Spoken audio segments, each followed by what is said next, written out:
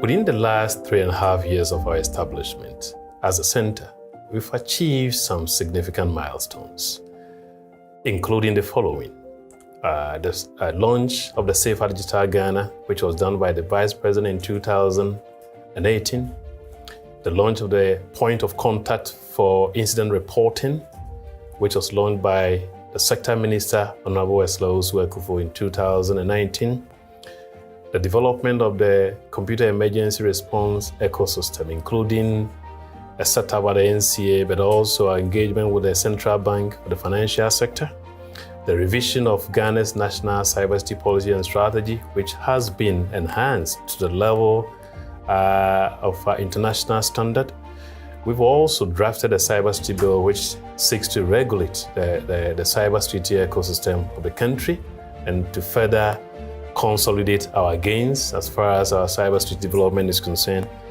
But most importantly, we've also signed up to 2 international conventions which we are implementing.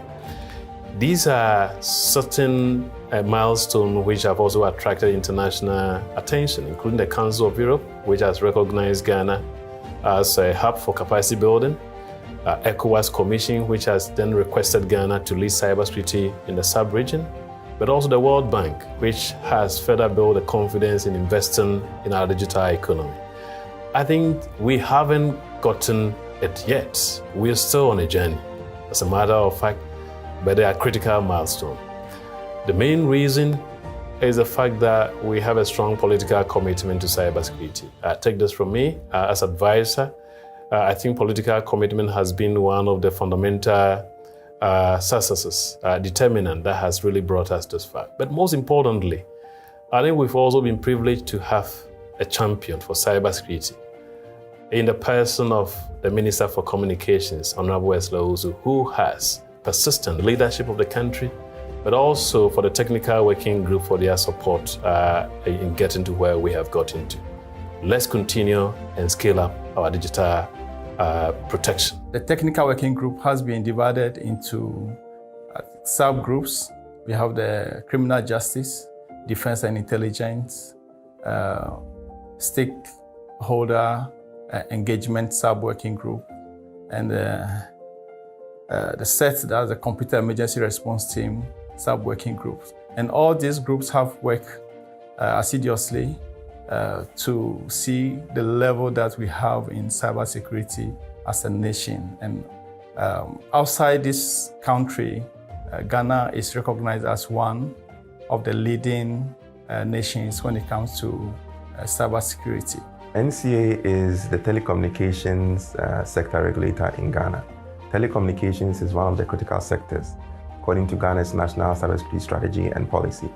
Now, in the past, there has only been CERGH that was established in 2014, but following the efforts by government, several sectors, including telecommunications, have set up cybersecurity teams and sets, of which NCA is one. Being a member of the National Cyber Technical Working Group has been very profitable, both to my institution, to the group, and also to the National Cybersecurity Center.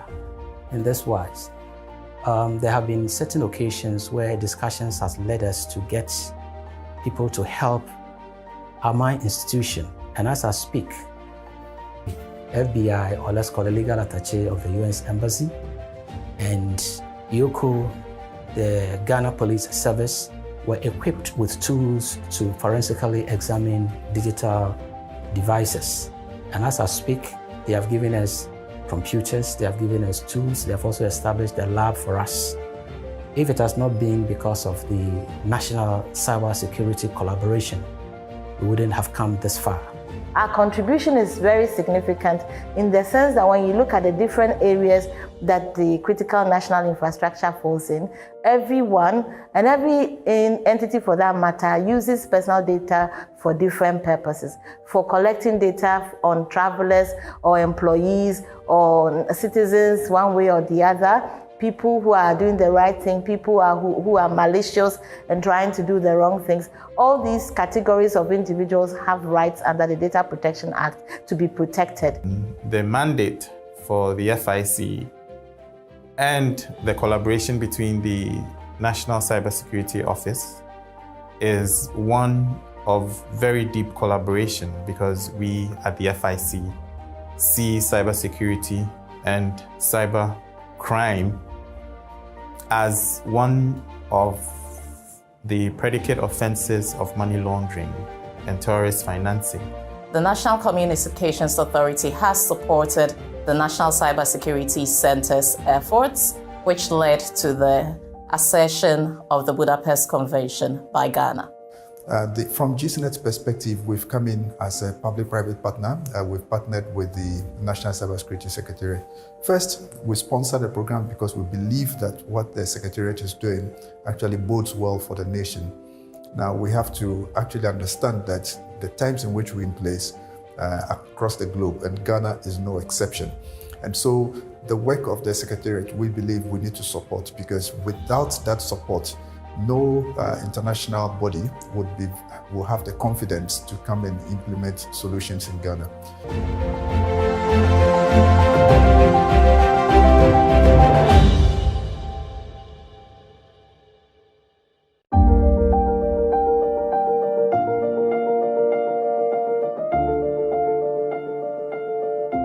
Within the last 3.5 years of our establishment as a center, we've achieved some significant milestones, including the following. The launch of the Safer Digital Ghana, which was done by the Vice President in 2018. The launch of the Point of Contact for Incident Reporting, which was launched by the Sector Minister, Honorable Wesley Ekufu, in 2019. The development of the Computer Emergency Response ecosystem, including a setup at the NCA, but also our engagement with the Central Bank for the financial sector. The revision of Ghana's National Cybersecurity Policy and Strategy, which has been enhanced to the level of our international standard. We've also drafted a cybersecurity bill which seeks to regulate the cybersecurity ecosystem of the country and to further consolidate our gains as far as our cybersecurity development is concerned. But most importantly, we've also signed up to 2 international conventions, which we are implementing. These are certain milestones which have also attracted international attention, including the Council of Europe, which has recognized Ghana as a hub for capacity building, ECOWAS Commission, which has then requested Ghana to lead cybersecurity in the sub-region, but also the World Bank, which has further built the confidence in investing in our digital economy. I think we haven't gotten it yet. We're still on a journey, as a matter of fact, but they are critical milestones. The main reason is the fact that we have a strong political commitment to cybersecurity. Take this from me as advisor. I think political commitment has been one of the fundamental successes, determinant that has really brought us this far. But most importantly, I think we've also been privileged to have a champion for cybersecurity in the person of the Minister for Communications, Honorable Wesley Ekufu, who has persistently led the fights, led the charge towards improving Ghana's cybersecurity readiness. I think we're grateful for the leadership of the country, but also for the technical working group for their support in getting to where we have gotten to. Let's continue and scale up our digital protection. The technical working group has been divided into subgroups. We have the criminal justice, defense and intelligence, stakeholder engagement sub-working group, and the set, that's the computer emergency response team sub-working groups. And all these groups have worked assiduously to see the level that we have in cybersecurity as a nation. And outside this country, Ghana is recognized as one of the leading nations when it comes to cybersecurity. NCA is the telecommunications sector regulator in Ghana. Telecommunications is one of the critical sectors, according to Ghana's National Cybersecurity Strategy and Policy. Now, in the past, there has only been CERGH that was established in 2014, but following the efforts by government, Several sectors, including telecommunications, have set up cybersecurity teams and sets, of which NCA is one. Being a member of the National Cyber Technical Working Group has been very profitable both to my institution, to the group, and also to the National Cybersecurity Center.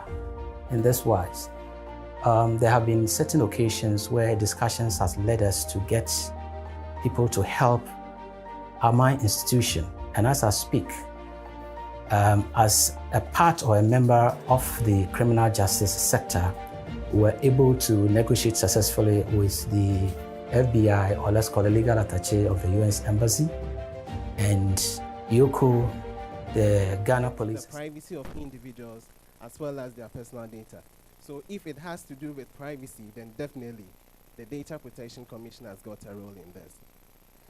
In reverence to God, shall we please be on our feet as I call upon Mr. Samson Boaz to give us the opening prayer.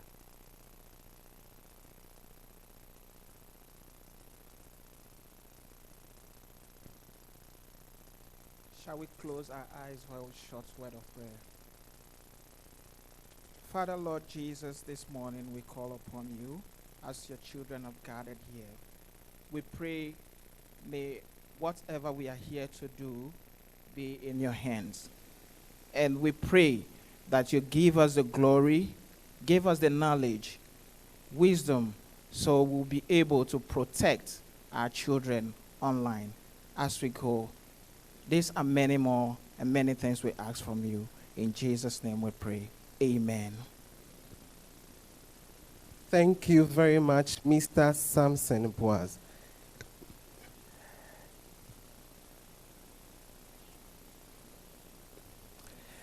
In an era where body is overly exposed, privacy is simply the coolest thing we have to follow.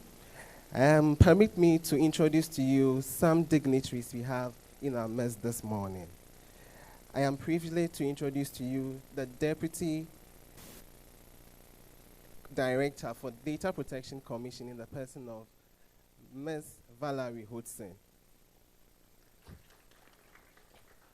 We also have in our midst this morning the Director in charge of Regulations and Compliance for Data Protection Commission, Dr. Patrick Sylvia Gifty appear from Information Governance Solutions. We also have Madam Judith from Ministry of Communications. We have Madam Salina Oforiwa from GEFEC. In our midst this morning is Mr. Dalen Kwabna Hilbert from SNET. We will continue to do the introduction as the program unfolds. Just for highlights, the program is in two sections this morning. There will be a series of presentations on the functionalities and mandates of the Data Protection Commission. And then we will zoom to the panel discussion where we would go to the topic of the day. Let us take the remarks from the advisor of the National Cybersecurity Center.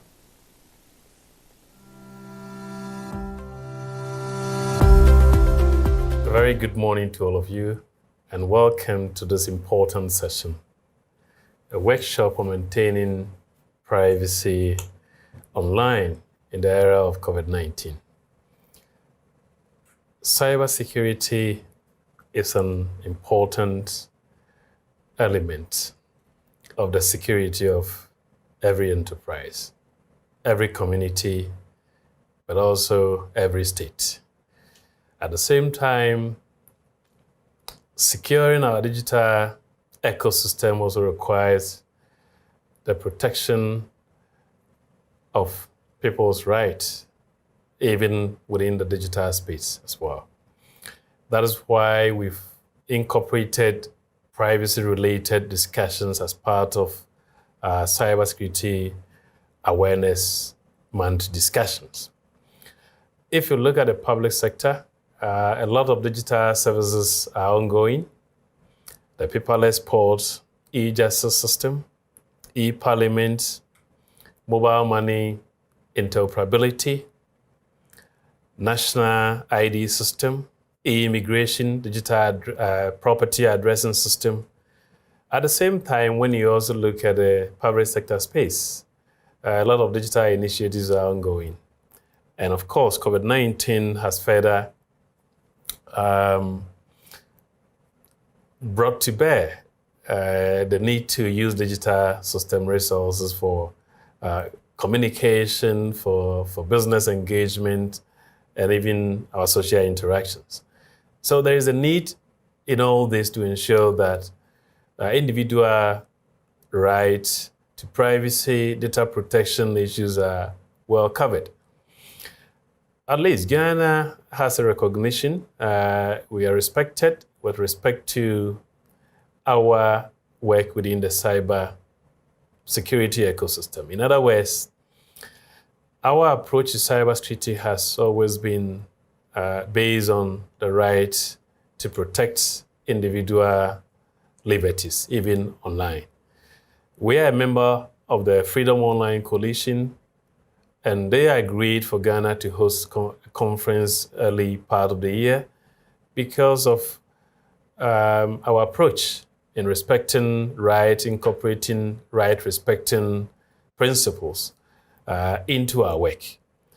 That has reflected in our revision of the National Cybersecurity Policy and Strategy, but also the drafting of the Cybersecurity Bill, which is currently before Cabinet. It is also good to emphasize that Ghana was selected to serve on advisory committee of the Global Internet Forum to Counter Terrorism, partly because of the fact that we take rights issues very serious. This is not the only development that has really enhanced our image as a right-respecting country. Ghana is a signatory to the African Union Convention on Cybersecurity and Personal Data Protection. And we are among the few countries on the African country with a cybersecurity legislation, with a data protection legislation, which is Act 843. So it is important that we take measures to address privacy-related issues. There have been serious breaches globally, and we can cite example in 2015, U.S. Office of Personnel Management, there was a hack in which information about background checks were leaked. In 2019, the Bulgarian revenue management system was also compromised. In 2018, Cambridge Analytica also came, in connection with Facebook, also came to life. So there has been a number of high-profile breaches of which Ghana can learn from to improve its data protection practices. But at the individual level, right to privacy is guaranteed in our Constitution. That also includes digital rights. How do we ensure that we realize and enjoy the full right that the Constitution provides? First of all, I think we need to know our rights and the Data Protection Act 843. We need to also be privacy conscious. So when we know that we have a right, we also need to take measures to ensure that individually we protect ourselves. But most importantly, we also need to enforce our right. And I think that is what Data Protection Commission is all about. And they have been leading this particular field actively to ensure that our citizens enjoy every digital dividend that technology, digitalization provides, but at the same time, we also protect our personal information.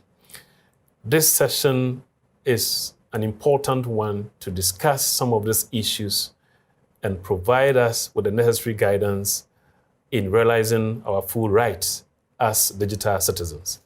I welcome you to this particular session, and I wish you fruitful deliberations. Thank you.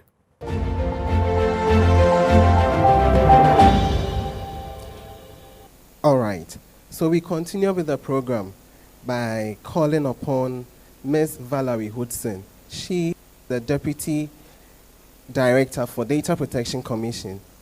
She would give us the remarks on behalf of the Executive Director of the Data Protection Commission. Shall we welcome her?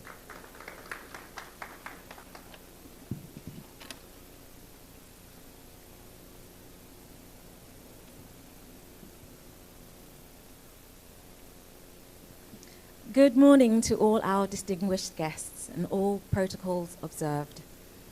On behalf of the Data Protection Commission and our Executive Director, Madam Patricia Adusei-Opoku, I would like to warmly welcome you to National Cybersecurity Month's Data Protection and Privacy Day, themed Maintaining Privacy Online in the Era of COVID-19. We are living in an era of increased interdependence driven by technological advances such as the internet and mobile connectivity, and information technology has improved our ability to communicate and share information with others. Driving this technological revolution are vast amounts of personal data, which when combined with analytic technologies create innovative and transformative services and solutions. Within Ghana, the implementation of emerging technologies and the rollout of multiple state-level digitization projects, such as National ID, the National Digital Property Addressing System, mobile money interoperability, and paperless ports, have resulted in the growing use of digital services, and this has been accelerated further as a result of COVID-19. COVID-19 has affected every aspect of our lives, from healthcare and education to the economy, resulting in an acceleration of the transition process towards digitization and the adoption of digital solutions. Ladies and gentlemen, as protective measures are being put in place against COVID-19, the critical question is, how can we ensure that they are balanced with privacy safeguards, which is a fundamental human right? So please join us today to find out more about the obligations of data controllers and processors, about how to comply with provisions of the Data Protection Act 843, and to hear about how institutions across different sectors have responded to COVID-19. Thank you. We can do it better. Thank you very much, the Deputy Executive Director for Data Protection Commission, Madam Valerie Hudson. Yes, going right to the first item on the bill, we have a presentation from the Data Protection Commission, and here Mr. Seth Fosu-Kwarteng, who is the Human Resource Manager for Data Protection Commission, would give us the presentation. Shall we give it up to him?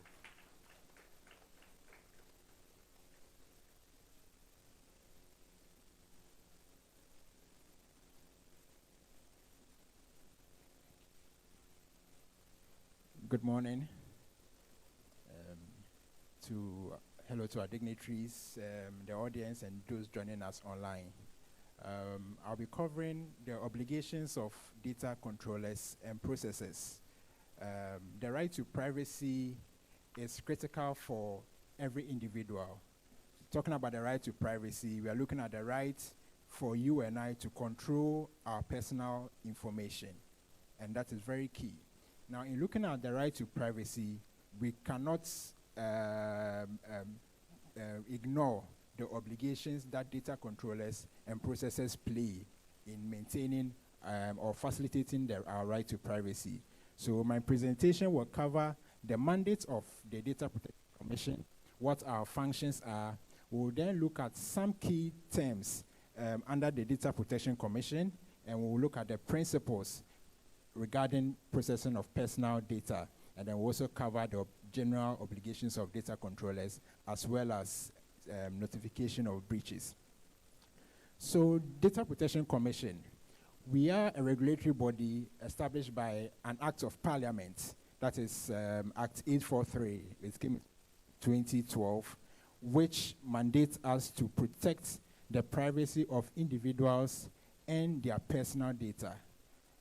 Let me pause here and indicate that sometimes awareness programs, there is a misconception that the Commission has a data store, citizens' personal data. So we keep everybody's personal data. Please, that is not the case. We only ensure that individuals, companies that handle you and I, our personal data, they are complying with the regulations in the Act. So we are the body established by an Act of Parliament to protect you and our personal data as well as a fundamental right. Now, in terms of the subject matter of the Data Protection Act, the focus of the Act is on living individuals. It's on a natural person. Okay, so the subject matter of the Data Protection Act is focused on a living individual, so an identifiable person. Okay, all right. Now I want to look at some key terms in the Data Protection Commission under the Data Protection Act. So I'll start with the basics and then I'll build up from that. Now let's look at personal data. Now, as the name implies, I'm sure as I just mentioned personal data, a lot of examples may begin to flood your mind. So when we talk about personal data, basically we are looking at any information that can be used to identify you as an individual, to identify me as a person, okay? Either it can identify you directly or indirectly in connection with other information. So if I'm supposed to ask you, the basic example would be what? Your name, your date of birth, your phone number, your hometown, your residential address, online identifiers. What are online identifiers? For example, your IP address, okay? You could look at your family information, okay, where you work. So all of this information, it could either be alone or you would have to combine one or two information to be able to identify you as a person so that we can identify that, oh, so that is Kweku, that is Mr. Asante, that is Elena. So that is what it comes under personal data. Person to whom the data is concerned is what we refer to as the data subject. So at the extreme left, we see the personal data, and then we have the data subject. So the person about whom the personal data is concerned is what the Act refers to as a data subject. So I'll be using these terms as I continue my presentation. Even today being focusing on privacy, these are some of the terms which may come up in our discussions. So as individuals, the Act recognizes you and I as data subjects. So we've looked at personal data, we've looked at the data subject. Now let's build on from there. So we are going to data controller. Data controller. So who is a controller? A data controller is simply any institution. It could be an institution, could be a person, could be a public authority. What they do is that they determine the purpose and means of processing. Okay, and you can see that there's another key term called processing. So we'll come to that. So the data controller determines, okay, that this personal data which I'm collecting, I'm going to use it for this purpose. Let me state here that the main determining factor is control rather than possession. So when you look at data, the key thing is control. Control. He or she is determining that I'm taking this personal data, I'm going to use it for this, and that purpose. For example, a financial institution would have identified that, okay, for us to provide financial services to our clients, we will need their names, we will need their location, we will need their phone numbers. So they've determined what kinds of personal data they will collect, and they've determined what purpose they are going to use it for. So that is essentially who a data controller is. Now let me connect it to a data processor. In one of our awareness sessions, we asked the question, who is a data processor? And picking from the name, someone says someone who processes data. Okay. So personal data processor in connection to the data controller is also an institution, or it could be an individual who processes personal data on the instructions of the data controller. So the data processor does not hold or control the data. The data processor only holds or works with the personal data on the instructions of the data controller. let me give an example. So during the lockdown, how many of you received any email alerts or from financial institutions suggesting other ways by which you could access their financial services? Can I see by raise of hands? Yes, so we have a few hands, yes. All right, so in this case, looking at the controller and processor, the controller is the financial institution, so your bank, for instance. Now, if the bank needed to inform its clients that, okay, so during this lockdown, if you want to access our financial services, you can go on our online portal or download our mobile app. In sending that information to you and I, they contracted maybe a marketing company to provide that service. That marketing company then becomes a processor. Why? Because they will have personal data of the bank's clients. On their own, they wouldn't have had that personal data. But because the bank needed to provide that service to its clients, contracted a third party to facilitate the delivery of that service. So the marketing company then becomes a data processor. So that's the connection between a data controller and a data processor. Now let's come to processing. Processing could mean different things in different fields, but basically under data protection, processing simply refers to any activity or set of operations which is applied to personal data. So once again, you are thinking in your mind, what are some of the sets of operations? All right, so personal data, you are all processing me. It's because you are viewing. So viewing is an example of processing. I once joked with my director that even a 3-year-old baby or a 5-month-old baby can even process personal data. Okay, so processing, looking at any activity. So what are some of the activities that we do? So for example, when we came in, how many of you registered at the front desk? You all registered, all right. So they had a sheet. On the sheet, they had determined what personal data they would take, and they had categorized it. So they wanted your name, your phone number. So categorization is an example of processing. Now, if they decide to store it, storing is an example of processing. If they decide to share it, let's say after the session, they want to send evaluation to participants, and they decide, okay, so let's contract at a company to send that information to. So sharing is an example of processing. Okay, if they decide to shred it, so if you no longer need personal data and you decide to even discard that personal data, it's an example of processing. So anything that is done regarding personal data, what the Data Protection Act identifies as processing. So any activity that is done, from collection to retrieval to disposal, is what is referred to as processing. So at this point, we've looked at about 5 concepts. We've looked at personal data, we've looked at data subjects, we've looked at data controller, data processor, and processing. Now the final one at the right bottom is consent. All right, so consent, I'm sure if I were to go around and ask for your feedback, you all have an idea when it comes to consent. Now, under data protection, there are some key things that we need to note under consent. 1, consent has to be freely given. So you are not under compulsion to give your consent. And in our presentations, my colleague will touch on the right of a data subject, or your right and my right. So consent has to be freely given. Consent has to be freely given. Number 2, consent has to be an unambiguous indication of what your personal data will be used for. Okay, so it has to be an unambiguous identification of what to use the personal data for. Okay, so basically that's what comes under consent, and it also has to be written as well. So these are some of the key features when you talk about consent. So we've touched on the key themes under data protection. We've looked at the personal data, we've looked at the data subjects, we've looked at the data controller, processing, and then consent as well.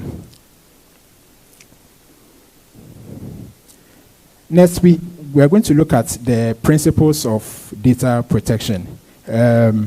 Principles are standards which guides institution guides us. Okay, if we were to go around, each of us would have a certain principle by which we live by. Okay, so under data protection, there are certain principles that guides us. In one of our sessions, one person asked that, okay, so these principles that you are saying, are they just a wishful thinking, or there are things that are just, you are just saying that they are nice things we should have? No. These principles are enshrined in the Data Protection Act. For reference, you can look at Section 17 of the Data Protection Act. So it talks about 8 principles, and I will touch on each of the principles. We have accountability, we have specification of purpose, we have lawfulness, we have openness, we have data security safeguards, we have data subject participation, we have compatibility of data processing with purpose of collection, and we have lawfulness of processing. So in my presentation, I'll touch on each of these principles, and in the subsequent presentation as well, some of the facilitators would also throw back to the principles as well. So let me start with the left as well. So accountability. Accountability. What comes under accountability? So the principle simply states that every institution that is collecting personal data, you demonstrate accountability. Now, how do you demonstrate accountability? One, by being responsible for the personal data that you are taking. Be responsible. Be responsible for the personal data that you are taking. And also demonstrate how you are protecting the privacy of the individual.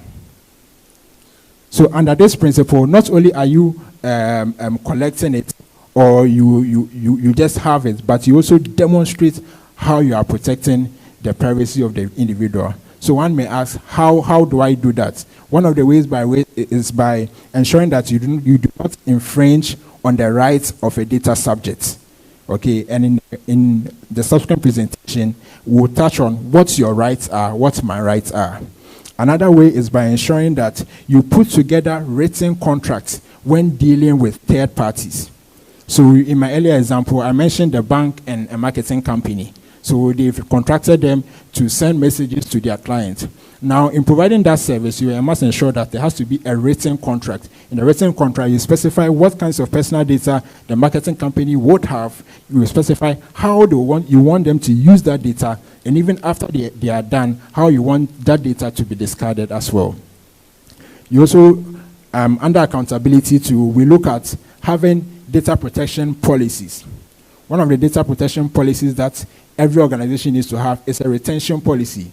Data has a life cycle. Okay, there is the beginning, the collection, the storage to the disposal. So you do not collect data for a period longer than is necessary. I'll cover that in a bit under lawfulness of processing. Through accountability, you need to demonstrate how you are collecting that personal data. Demonstrate how you are collecting the personal data through the policies you are having, through written contracts, and also another aspect is by ensuring that you appoint what we call a data protection supervisor. We'll touch on who a data protection supervisor is as well. All right, so basically that comes under the principle of accountability. So also following from the left, we have lawfulness of processing. So under lawfulness of processing, we are looking at the fact that if you want to process, if the controller or the processor has to process data fairly, one thing is that you must ensure that whatever personal data you are taking, you do not take personal data which is excessive. It must be relevant, okay, for the work that you are doing. The technical term is what we call minimality. So personal data you are taking must ensure that, one, it is not excessive, one, it is relevant for the purpose for which you are collecting the personal data. Number two, under lawfulness two, we are looking at the basis for which you are collecting. So under the Act, there are two bases for which one will collect personal data. Number one is consent. So you take it from the data subject directly. Number two is justification. Now, justification means that, one, is there a contract between the parties for which the collection of personal data would be required? Number 2, is there a legal obligation to take that personal data? So if you're taking personal data, you need 2 things. 1, either you write on consent, so it means that you take it directly from the data subject, or 2, justification, implying that you need a legal mandate to take the personal data, or you're taking it in fulfillment of a contract between the parties. So that comes under lawfulness. Let me state here that as data subjects, okay, so in our era, we have various social media platforms. We love to post things on various sites. So under lawfulness, the data controller must ensure that they take personal data directly from the data subjects. However, the data controller can take it indirectly, 1, if the data is made publicly available. So you've posted it on your social media platform. Okay, it's online, it's accessible. Okay, so in that case, the data controller could access the personal data. Let me move to specification of purpose. So under this principle, like the name implies, it simply means that take data for a specific purpose. So I'm collecting your name. So for example, came in, there was an attendance sheet. They are taking the data probably to know the number of people who are here at this session. So it's for a specific purpose. Maybe after that, they will send us forms to evaluate a specific purpose. So the purpose for collection has to be specific. Then we relate it to compatibility of further processing. So what this principle simply means is that if you're taking personal data for a specific purpose, 1, make sure that it is related to the original purpose. If it is different from the original purpose, then you need to go back to the data subject and seek their consent. Okay, so that is critical. If you are taking personal data, it must be related to the original purpose for which you took the personal data. If it is different, then you need to go back and seek consent as well. All right, so at the moment we've covered accountability, lawfulness, specification of purpose, and then compatibility. Let me come down to from the left. So looking at quality of information. So under the Act, quality of information simply means that whatever personal data you are taking, 3 things. Make sure that it is complete, it is accurate, it is up to date. Complete, accurate, and up to date. And this is an example I usually use. So you joined an organization, when you joined, you were not married. Okay. Last month, you got married. So then I ask you, what aspect of personal data would need to be updated? Okay. 1, your surname would need to be updated. Maybe your next of kin will need to be updated. Your residential address will need to be updated. So that comes under this principle, quality of information. There has to be measures to ensure that whatever information you have of your subject, it is complete, accurate, and up to date. Also, under this principle, the Act mandates under Section 27 and then Section 46 that data controllers have to register with the Commission. If they are registered, then they need to renew their license every 2 years. Okay, so under this Act, under the quality of information, openness rather, yes, and now under openness, the Act requires that every data controller that handles personal data have to register or renew their license. So connecting it with openness simply means that be transparent about what you're using personal data for. Okay, so I should know that, okay, this personal data you are taking, you're going to use it for A, B, and C.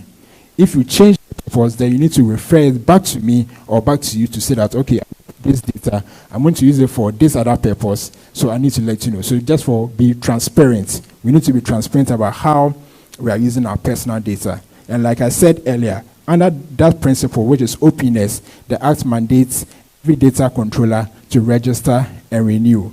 The subsequent presentation will touch on how to do the registration, okay, and as well as the renewal. Now, the final 2 principles are data security safeguards and then data subject participation. If I were to ask what the data subject participation is, some may say that ensure that the data subject participates in the data collection. Okay, so data security safeguards, what that simply means is that ensure that you have technical and organizational measures in place to protect the personal data. Okay, so technical and organizational measures in place. There's what we call privacy by design. So privacy must be built by default. Okay, organizations must be proactive and not reactive. Okay, ensure that you are putting in measures to protect whatever personal data you hold in store. So that comes under the data security safeguard. Under data security safeguard as well, there's under the Act, every entity needs to have what we call a data protection supervisor. Okay, we'll look at who a data protection supervisor is as well as what their role is. So you need to have someone in place who will ensure that, one, the organization is complying with the mandates of the Act. Number two, in case you need to do any project, the data protection supervisor permits me to use DPS, would ensure that you undertake data protection impact assessment. Okay, would also ensure that, three, if there are any breaches, the data protection supervisor would report to the commission as well. Now, finally, data subjects participation. So ensure that the data subjects simply participate in the data collection. Now, how do you participate? Have you been participating at all? Okay, so how do you participate? What it simply means is that the data subject has the right to access their personal information. Okay, under the Act, Section 32. You have the right to access your personal information. So you can approach any data controller and request them to provide to you whatever personal information that they hold. The Act, however, says that it will come at a reasonable cost. Okay, so in providing that information, to come at a reasonable cost, and you have the right under the Act to request for personal information held about you. So at this point, we've looked at the mandates of the Commission. We've looked at some key terms under the Act. We've also looked at the 8 principles under the Data Protection Act as well. My final 2 slides will touch on, in summary, the key obligations of data controllers, and then finally we'll touch on breaches. So like I said earlier, connecting it to the principles, 1, you need to implement technical and organizational measures. This include having a retention policy, having privacy policies as well. We also have register with the Commission and then renew every 2 years. So if you are registered already, the Act requires that you renew your license every 2 years. Okay, and then appoint a data protection supervisor. We'll touch on this in our subsequent slides. Now, you need to demonstrate compliance to the Act. I mentioned it under the principle of accountability. You demonstrate compliance to the Act, and the key word is demonstration. Okay, you will need to have compliance reports. You need to have the policies to show. You need to indicate how you are protecting the privacy of individuals. And then you also need to give instructions to third parties. Okay, so if you contract any other company, okay, to provide some service for you, you need to give instructions to them. Written contracts, okay, that is critical. And then notification of breaches as well. So I'll tie into the last presentation, which is the notification of security compromises. So the Act requires under Section 31 that where there are reasonable grounds to believe that personal data has been accessed or acquired by an unauthorized person, the data controller shall notify without undue delay after becoming aware. So the Act requires that if there is any compromise or any security breach, you are required under the Act to report such breaches to the Commission. The data protection supervisor, which we earlier on mentioned and will touch on in our subsequent presentation, could also facilitate in ensuring that when there are breaches, they work with the Commission in reporting same. So thank you for listening, and we'll engage subsequently. Thank you. We can do it better than this, please. Thank you very much, Mr. Seth Fosu-Kwarteng, for the enlightenment you've shared with us this morning. I'm sure we are grasping a lot of information, and then we will act on it when we leave here. I want to bring to your attention that this session is streaming live on our various social media platforms. So on YouTube and then on Facebook, we are live. You can share the pages for other people to also have what we are having this morning. Next on the bill, we have a presentation from Mr. Dennis Dakwa. He is going to take us through the data protection software. Can we please welcome with a round of applause?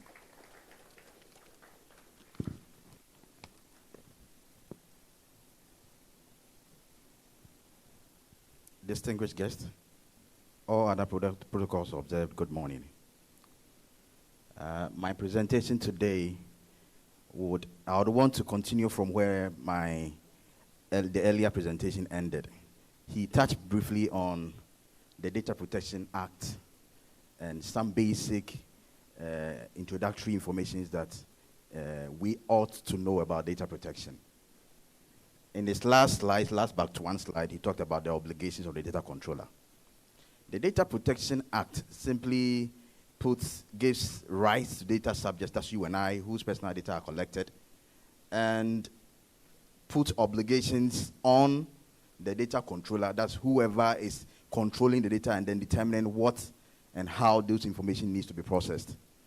And in one of his submissions, he made mention that one of the obligations of the data controller is to make sure they register with the Data Protection Commission and ensure that in every 2 years they renew.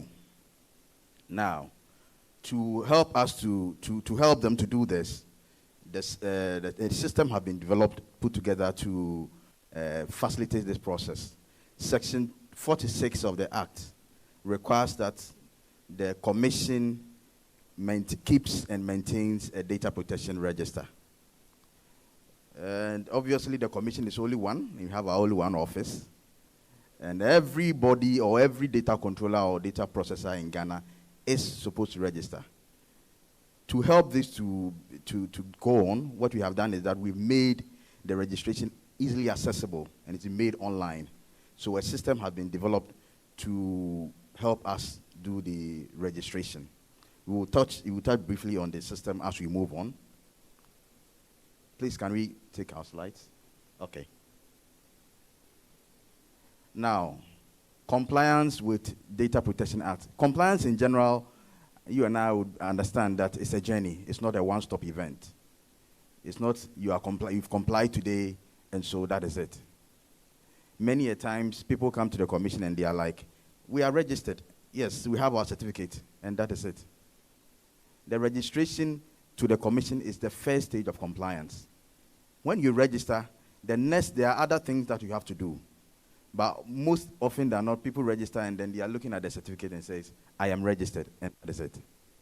So I want us all to draw attention that compliance, just as privacy compliance or data protection compliance, is a journey, but not a one-stop event. Next slide, please. Now, as I earlier mentioned, Section 46 of the Act, Data Protection Act, mandates the Commission to keep and maintain a data protection register. Just about a week ago, our new software, which is designed to aid compliance, was launched by our able minister, Madam Ursula Owusu. And I would like to talk about a few features of the system, how it works. One, the system is giving us a self-assessment, okay, and high-level compliance status. So somebody registers. The question is, after registering, what next? A system is designed such that when you register, the system itself is going to tell you what next you are supposed to do.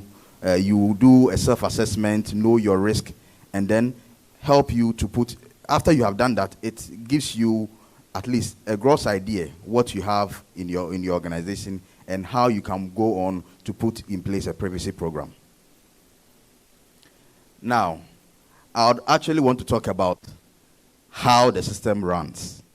But before then, the system it has a two-phase, the back end and the front end. The front end is available for you and I. If you want to check whether any organization you're dealing with is responsible in terms of is being compliant. You see, when an organization is not registered with the Data Protection Commission, what the organization is trying to tell us is that he is not ready to be open to the Data Protection Commission or the data subject. In that, he is collecting personal data from you. If he has nothing to hide, why is he not opening up to the commission? A commission has been set up to ensure that the processing of personal data in the country is regulated. So if anybody is processing personal data and the person is not ready or the institution is not ready to let the commission know the reasons for processing the personal data, then of course you and I have cause to believe that there is something the person is hiding. And so in this case, I would advise the best thing to do is that you don't deal with such an institution.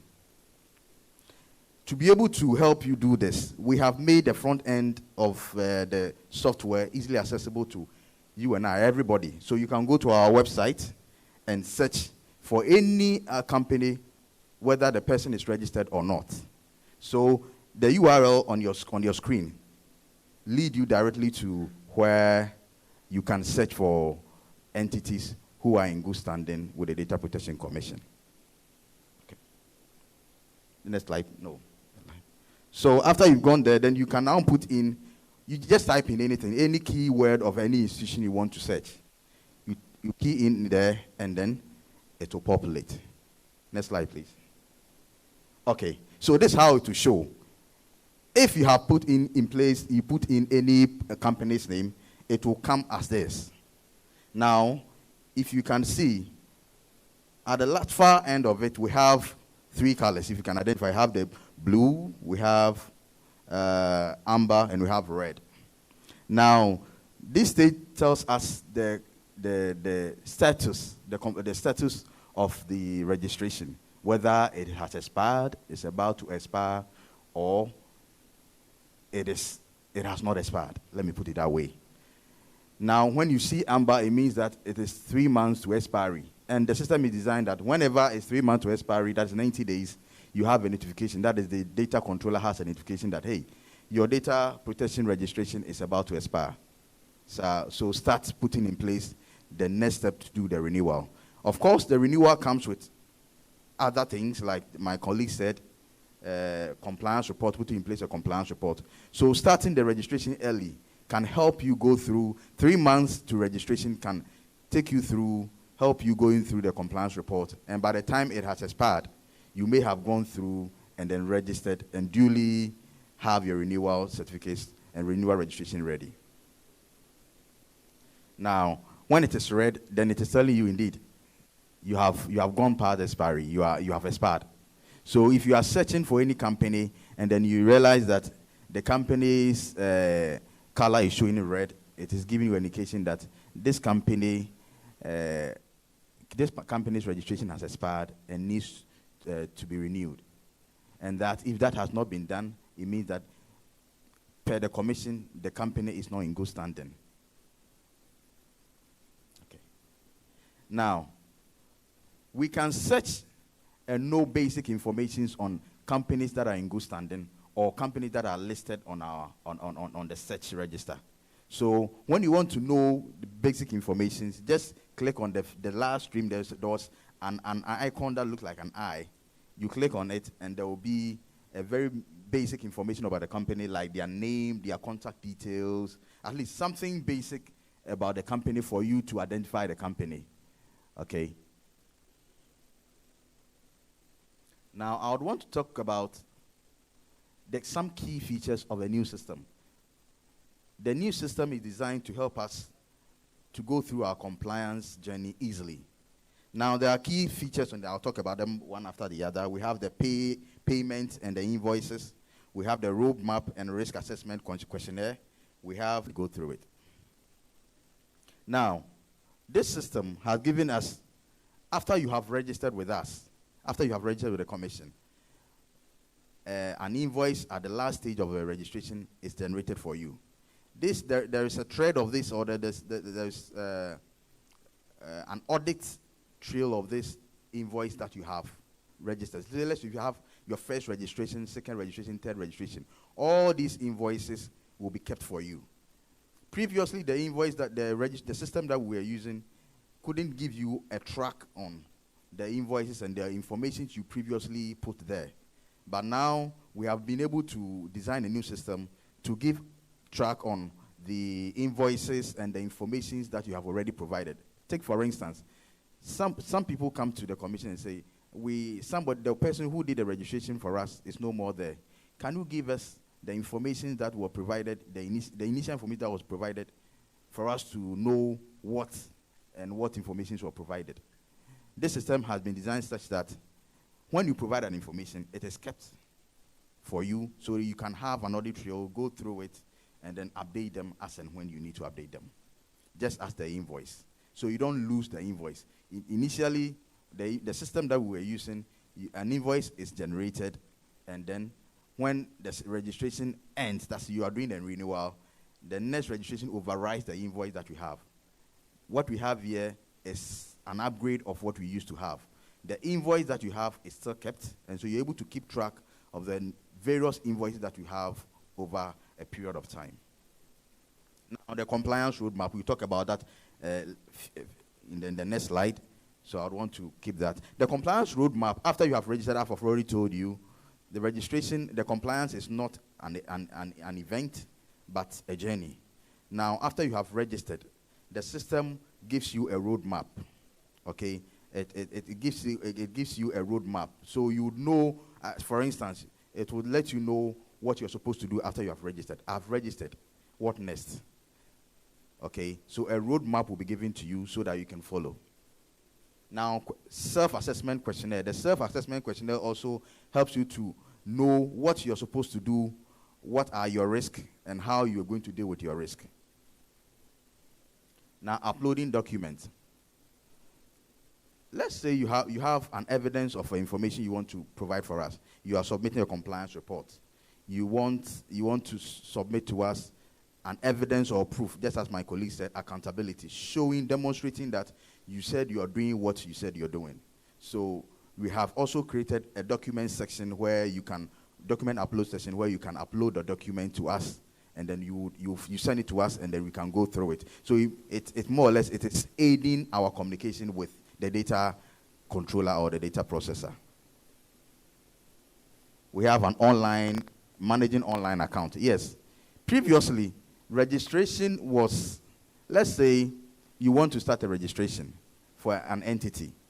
You go there, and then you put in, initially we use some serial numbers that you have to use the TIN number and another thing. So any other person who has knowledge or information about the serial number or the TIN number can go in there and access your information. Now it is not so. An account has to be created and managed. So whoever started the registration has access to the account, and no one else has access unless he decides to give or grant access to another person to be able to access the information.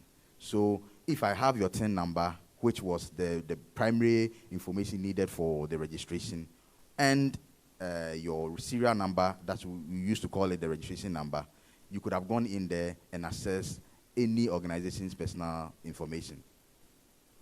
Okay. This time we have to ensure, to aid the security, we have made sure that the system that we have put in place, nobody can go in there and get information except whoever is doing the registration and whoever has been given access to do that. Now, we have the online payment. The system has given us various ways we can do payment. Initially, we were only doing the payment after you have done the registration. You print the invoice, you go to a bank and pay. Now, you can do online payment just after you have done the registration. You can go through it and do an online pay. So there's an online payment and an offline payment as well. So this is an additional or key function of a new system we're talking about. Next slide, please. Okay, so this is a demo of the demo for the registration system that we have actually talked about. I would like to talk through it. After you have created an account, a data protection account, the account that I'm talking of, the next thing is you start the registration process. And this is how it begins. Now, with the registration, we have four main tabs that you have to tap, or you have to go through four main processes. We have the details process, and the details requires that you put in your TIN number. That is a pre-requirement. And as you can see, there are always a drop-downs, so you don't need to be going in and typing in. We've made sure that we don't put so many free text informations in there. So most of the information have been made, have been coded so that it makes it easy for organization or individual to go through the registration process. Now we go to capacity and as we go. So in about 3 minutes, you'll be able to go through the registration process successfully without any delay or any hitches. And as you go on, every information you put there have been saved. So you don't need to go by and save again. So automatically the information is saved and you move to the next. When you want to change the information that you have put there, all that you have to do is you go back and then correct it. Let's say in the course of registration, you have missed information out and you want to put in there. What you have to do is you can log out with your access, log out and come in and do it again. So you don't go through the registration and when you've not ended, you can't complete it. You can complete it anytime, anywhere, when you want to. Okay. So as you can see on the screen, these are how the registration process go. As easy and convenient as possible. All that you need is a workstation and internet access, and you can do a registration.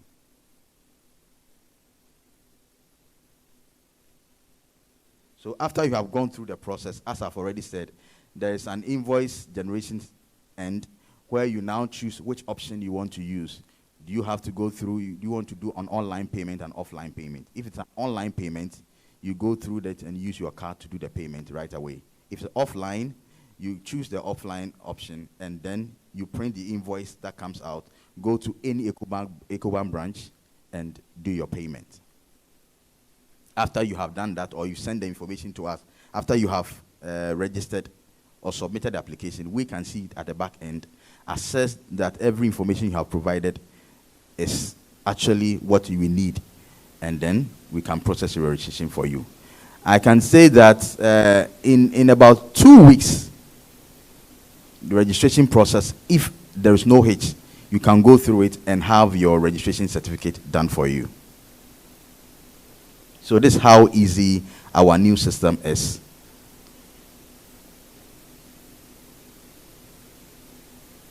Okay, so I talked briefly on the roadmap. After you have done the registration, the next stage you have is your roadmap. This gives you what you're supposed to do next. Let's say I'm a lay person. I want to comply with the Data Protection Act.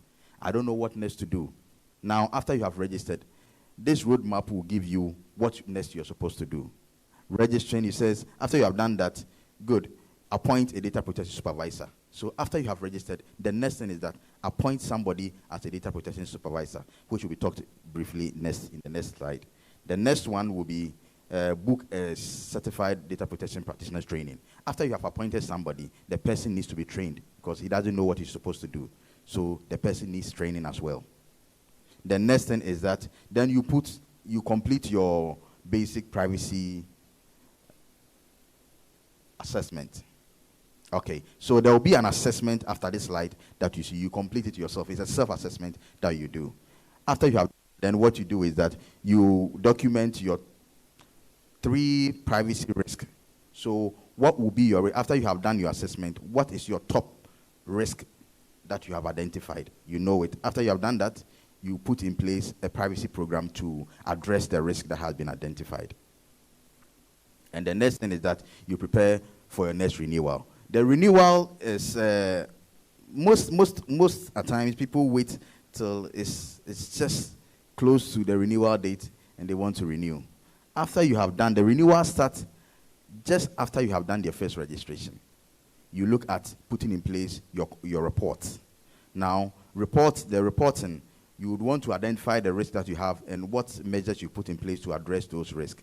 So we as a commission are interested in the report anyway, but our interest is ensuring that whatever you have put there, you'll be able to, one, identify the risk, your state of your compliance at the time of the report, and what plan you put in place to ensure that you address the risk or the gap that you have identified.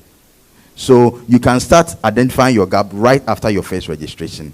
And by the time you are due for renewal, you may have identified and start working on your gaps. Okay, so briefly, as I spoke about, this is the compliance assessment. There are 10 high-level questionnaires that you will see after you have done the registration.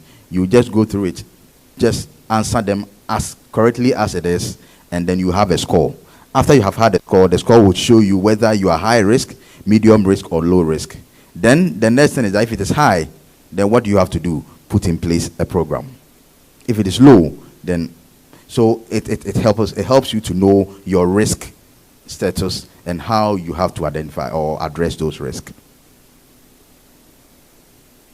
Okay, I talked briefly about the document upload section. Okay, so on the portal, we have a document upload section. You can go there and upload any information you want to give us. If you want to even show to us the proof of your payment, you can go to the documents section, upload it, and you'll find it. If you want to give to us your compliance report, you can send it, you can upload it at the document upload section, and then you will find it at the end and then respond accordingly.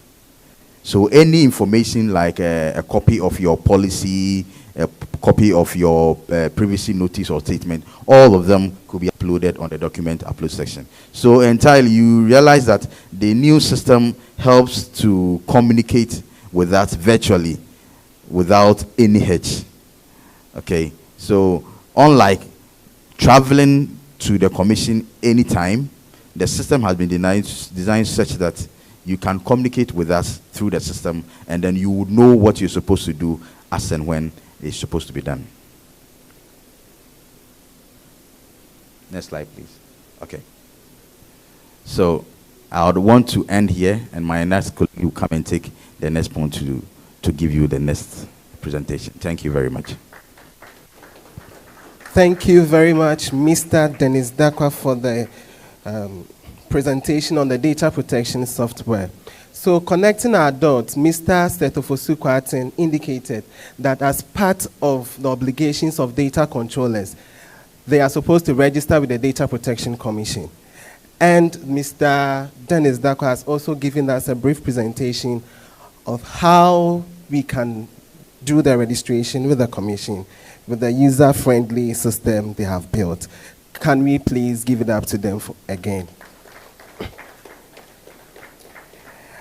We would take our health break, but then before that, I'm sure maybe you would have some questions. If we do have questions, we open up for a few questions. The data protection team is here. They would respond to us. So if you have questions, based on the presentation, the two presentations, if you do have questions. All right, sir.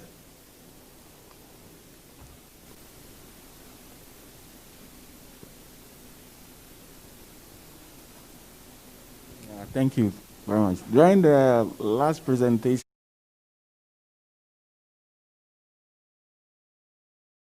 but I have not heard anything like that. Is there anything in terms of cost that you have to bear in this whole registration process?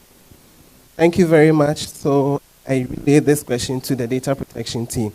Do we have any cost implications with the registration?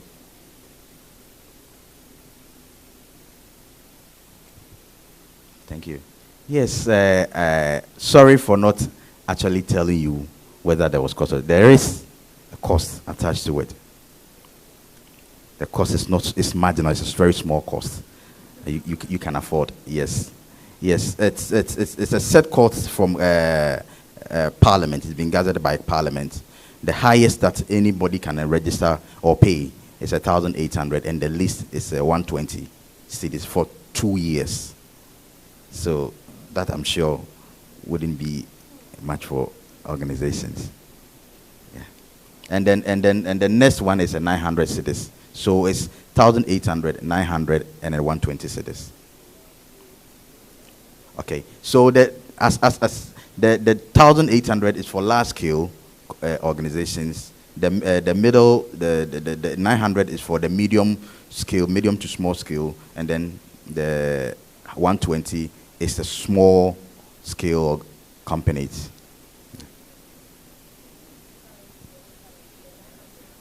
It's a new currency, please. 900 cedis, new currency.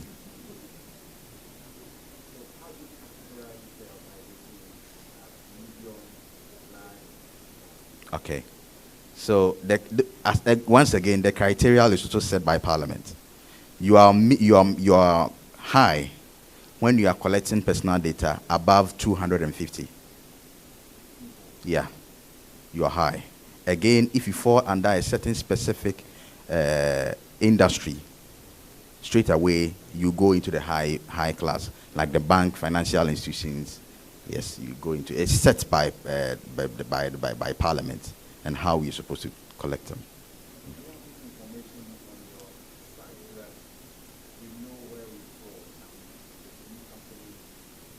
Knows where he or she where the company falls. Yeah, so I wanted to add something small. So it's not only, there are two things we look at. One is the amount or the magnitude of data that you collect. And then two is the sensitivity of the data that you collect. So there are some, for instance, you can consider the Momo guys. Their business setup is very small. But truth is, they take a lot of data. They take a lot of personal data. And quite apart from that, you could say that their data is very sensitive because it has to do with money, somebody's money in their account.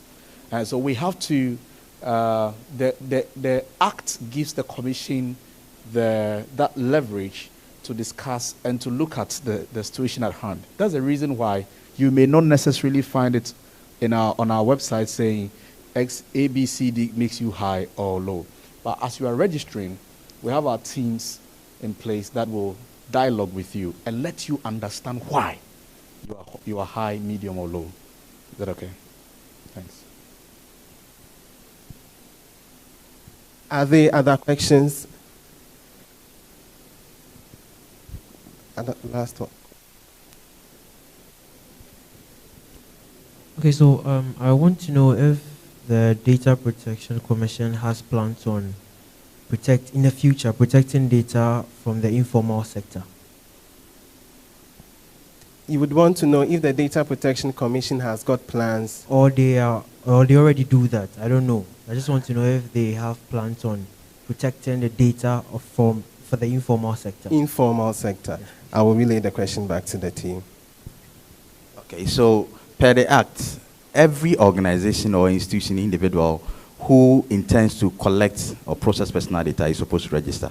So there is neither informal or formal sector. If you have the intention alone to collect or process personal data, you are supposed to make the data protection aware by registering. And that we regulate every information, whether informal or formal as well. Okay. And again, the Act binds the Republic. Yeah. Everybody. Okay. All right. In addition to that, the Commission also provides some awareness to data controllers or institutions, whether they're public or the private sector, to enable them understand their obligation as well. So we have bespoke awareness that is tailored to each institution to enable them understand how they can comply, as well as drop-in sessions at our office as well. Free drop-in sessions. We will take last two questions. Yes, sir. Yes. I would like to find out if there are sanctions for non-compliance, and if there are, what are they? All right.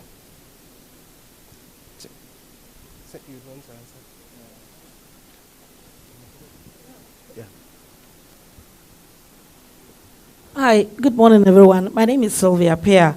I'm a private sector organization dealing with data protection training and services. Now, the reason why I've offered to answer this question is I also deliver the practitioners training. So this comes every time we run the course. There are sections. Now, if you look at section 95, there is a general penalty, and it says something like that. If you don't comply with the requirements of the Act, the ultimate decision maker, the CEO, or the chief director in that matter, is liable to a prison sentence up to 5 or 10 years in some cases. It also says there are some penalty points, which in Ghana we call it penalty points. It's 12 cedis equivalent to a point. So in some instances, it is 5,000 equivalent. Now, you might be sitting there thinking, it is not a lot of money for some of the organizations like banks and all that. But what the cost of not complying to this act is, think about the trust of your customers, your clients, your reputation. Imagine your organization being in the press saying you are not following data protection and there are issues. That is the real cost that we need to consider, not what the commission will fine you or not fine you. But yes, there are other sections. For example, if you buy or sell data, there are sanctions in the act. But what I would like you to take away is that look at it holistically, not just a price tag. Otherwise, nobody will comply because all of us might be able to pay the fines in the acts. Hope it's okay. Thank you, Madam Sylvia. So, probably I would like you to throw more light on, if you are talking about organization, registering or collecting data or information, and personnel. I want to understand very clearly, because somebody may have his or her own organization and wanted to register his or her members. Or I don't really know how. Is it public? Is it private? You have to set a clear distinction between this. And also, how does this Data Protection Commission manages data and information? I want to get clearance on that as well. All right, back to the Data Protection team. He wants to know how the Data Protection Commission manages information, and then if he has got a private organization, can he register his staff or something? Maybe you would have to give a bit of clarification there. Yes, thank you very much. So the first one, that is how, let me talk about how the Data Protection Commission manages data and all that. You see, this tells us that, of course, data protection is a fairly new concept, if I should say that, in this region, in Africa and in Ghana, for that matter. So we don't manage. Sometimes I have the impression that people think we have a big system in our office and it's managing everybody's data. You see when you are eating and when you are using the washroom. We don't do that. We are regulators. Our responsibility is to make sure that you, as a private, private business owner, you are complying by a set of rules, which is stated in the Act, an Act that has been published by the government of Ghana. So we are regulators, making sure that everybody who takes somebody's personal data is complying to some number of rules, so that when the person does that, we, now speaking perhaps for the government is rest assured that people's personal data are protected. So Data Protection Commission does not manage people's data. We don't do that. Our responsibility is that we are regulators training and making sure that everybody, whether public or the Act actually says that the law binds the republic. So even if you're one person, you establish a company today and you have employed one other person, you have collected personal data and you have to register. And so it binds churches, mosques, big companies, small, everybody, is because every one person matters to the nation. And so that's very clear. Everybody must register as long as they are taking some form of somebody's personal data. 2, the Data Protection Commission does not manage people's data. We don't have a big system and software that is looking at where everybody is driving to, and all. We don't do that. We regulate data controllers and data processors.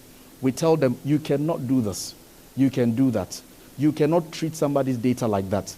If somebody has a problem with MTN or something, or somebody has taken their data and they think they have a right that is being infringed on, they call on us. And we interpret the law so that they are not unduly affected. Thank you. Thank you very much, Dr. Patrick. I'll take the last question and then we can break for our health break. If there are no other questions, then in 10 minutes, we are taking our health break. When we come back, we will take a presentation from Dr. Patrick Adonu. Yes, so the ushers will direct us to the dining hall.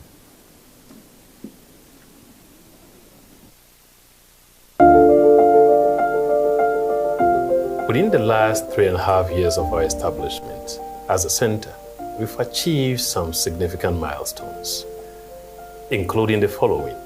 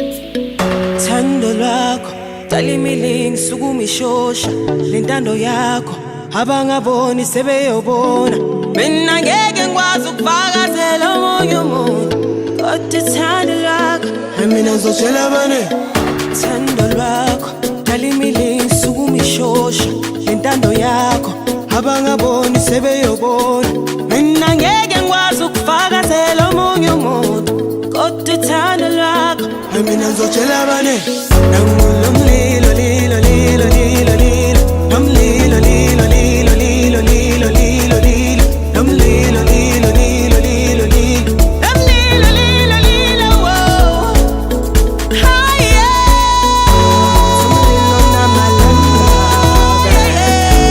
umlilo nangulomlilo bavutha umlilo namalanga bavutha umlilo nangulomlilo bavutha umlilo namalanga bavutha umlilo nangulomlilo bavutha umlilo namalanga bavutha umlilo bavutha umlilo nangulomlilo lilo lilo lilo lilo nomlilo lilo lilo lilo lilo lilo lilo nomlilo lilo lilo lilo lilo lilo lilo hayi lomlilo.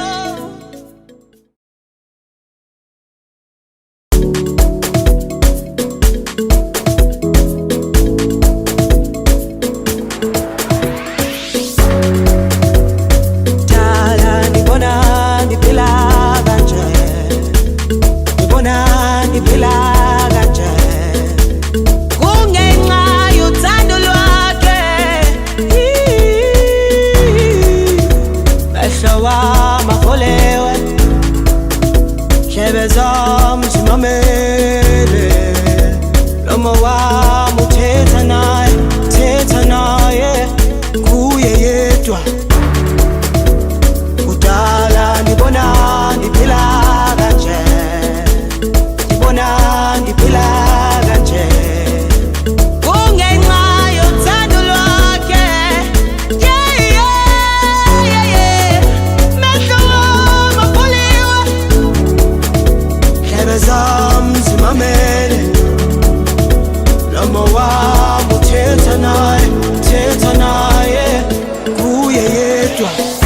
wavutha umlilo namalangabe, wavutha umlilo nangulo mlilo, wavutha umlilo namalangabe, wavutha umlilo nangulo mlilo, wavutha umlilo namalangabe, wavutha umlilo nangulo mlilo, wavutha umlilo namalangabe, wavutha umlilo, wavutha umlilo nangulo mlilo, lilo lilo lilo lilo, namlilo lilo lilo lilo lilo lilo lilo, namlilo lilo lilo lilo lilo, namlilo lilo lilo, whoa, higher, yeah, yeah, ooh, namlilo.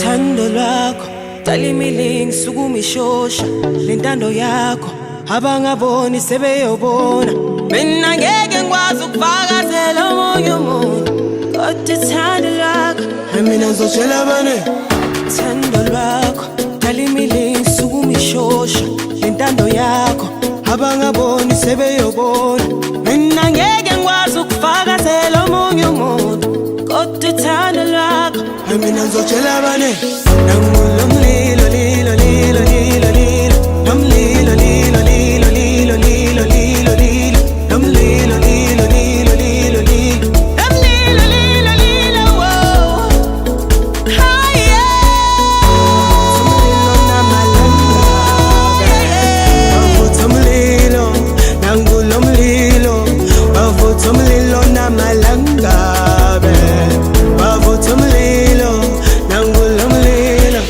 wavutha umlilo namalangabe, wavutha umlilo nangulo mlilo, wavutha umlilo namalangabe, wavutha umlilo, wavutha umlilo nangulo mlilo, lilo lilo lilo lilo, namlilo lilo lilo lilo lilo lilo lilo, namlilo lilo lilo lilo lilo lilo lilo, hayo mlilo.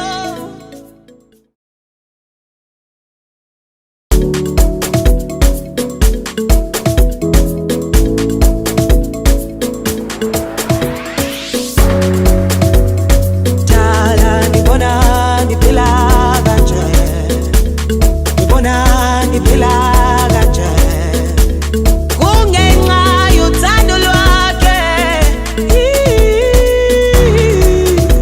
mehlo wami afolewe, ndlebe zami zimamele, lomo wami uthetha naye, kuye yedwa. Kudala ngibona ngiphila kanje, ngibona ngiphila kanje, kungenxa yothando lwakhe, yeah, yeah, yeah, yeah, mehlo wami apholiwe, ndlebe zami zimamele, lomo wami uthetha naye, kuye yedwa. Wavutha umlilo namalangabe, wavutha umlilo nangulo mlilo, wavutha umlilo namalangabe, wavutha umlilo nangulo mlilo, wavutha umlilo namalangabe, wavutha umlilo nangulo mlilo, wavutha umlilo namalangabe, wavutha umlilo, wavutha umlilo nangulo mlilo, lilo lilo lilo lilo, namlilo lilo lilo lilo lilo lilo lilo, namlilo lilo lilo lilo lilo, namlilo lilo lilo,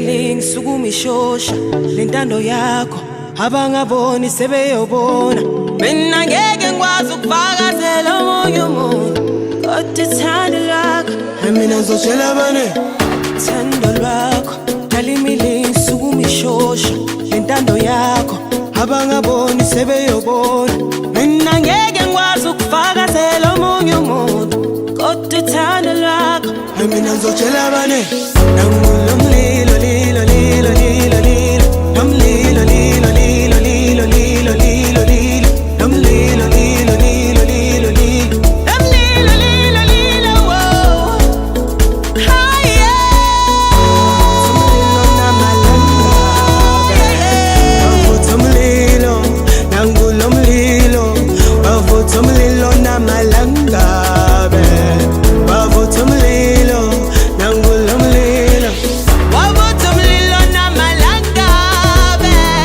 wavuta mlilo nangulo mlilo wavuta mlilo na malanga wavuta mlilo nangulo mlilo lilo lilo lilo lilo namlilo lilo lilo lilo lilo lilo lilo namlilo lilo lilo lilo lilo lilo lilo hailo mlilo.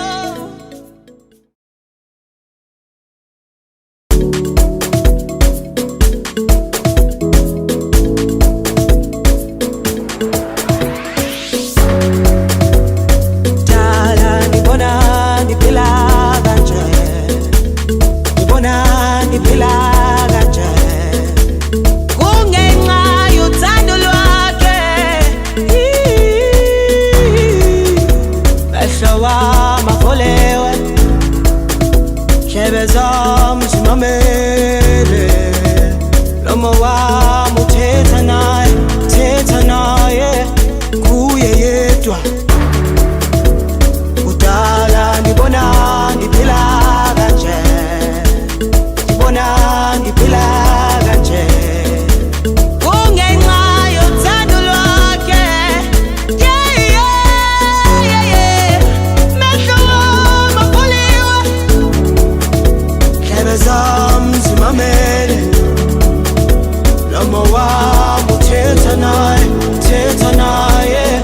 kuye yedwa wavutha umlilo namalangabe wavutha umlilo nangulo mlilo wavutha umlilo namalangabe wavutha umlilo nangulo mlilo wavutha umlilo namalangabe wavutha umlilo nangulo mlilo wavutha umlilo namalangabe wavutha umlilo wavutha umlilo nangulo mlilo lilo lilo lilo lilo namlilo lilo lilo lilo lilo lilo lilo namlilo lilo lilo lilo lilo namlilo lilo lilo wo haya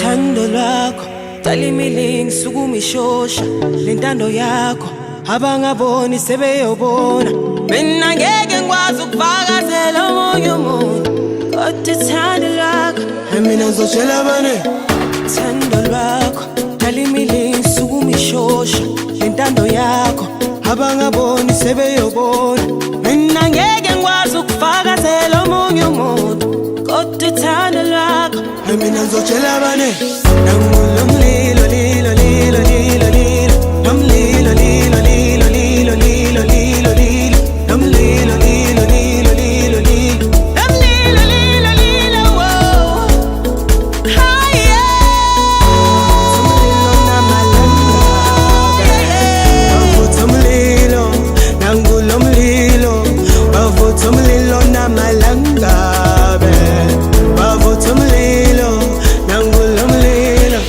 wavutha umlilo namalangabe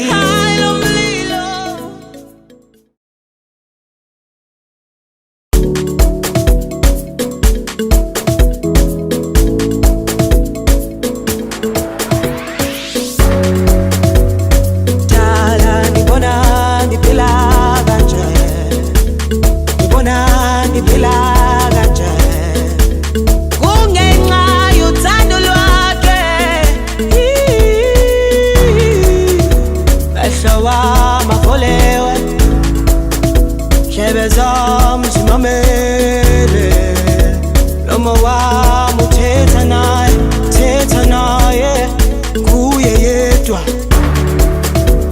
Kudala ngibona ngiphila kanje Ngibona ngiphila kanje Kungenxa yothando lwakhe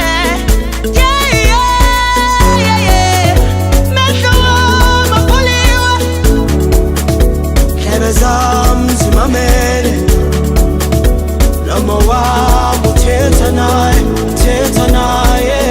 kuye yedwa Wavutha umlilo namalangabe Wavutha umlilo nangulo mlilo Wavutha umlilo namalangabe Wavutha umlilo nangulo mlilo Wavutha umlilo namalangabe Wavutha umlilo nangulo mlilo Wavutha umlilo namalangabe Wavutha umlilo Wavutha umlilo nangulo mlilo lilo lilo lilo lilo Namlilo lilo lilo lilo lilo lilo lilo Namlilo lilo lilo lilo lilo Namlilo lilo lilo whoa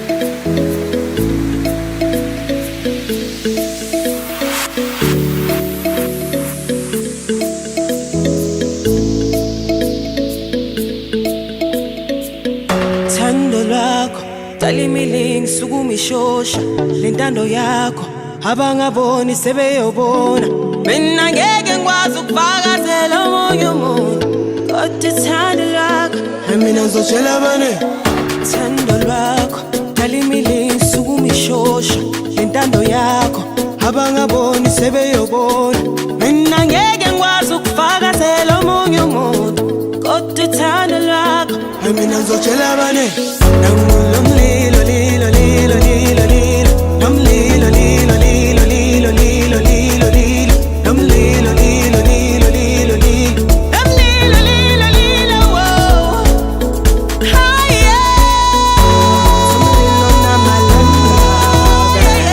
Wavutha umlilo nangulo mlilo Wavutha umlilo namalangabe Wavutha umlilo nangulo mlilo Wavutha umlilo namalangabe Wavutha umlilo nangulo mlilo Wavutha umlilo namalangabe Wavutha umlilo Wavutha umlilo nangulo mlilo lilo lilo lilo lilo Namlilo lilo lilo lilo lilo lilo lilo Namlilo lilo lilo lilo lilo lilo lilo Hayo mlilo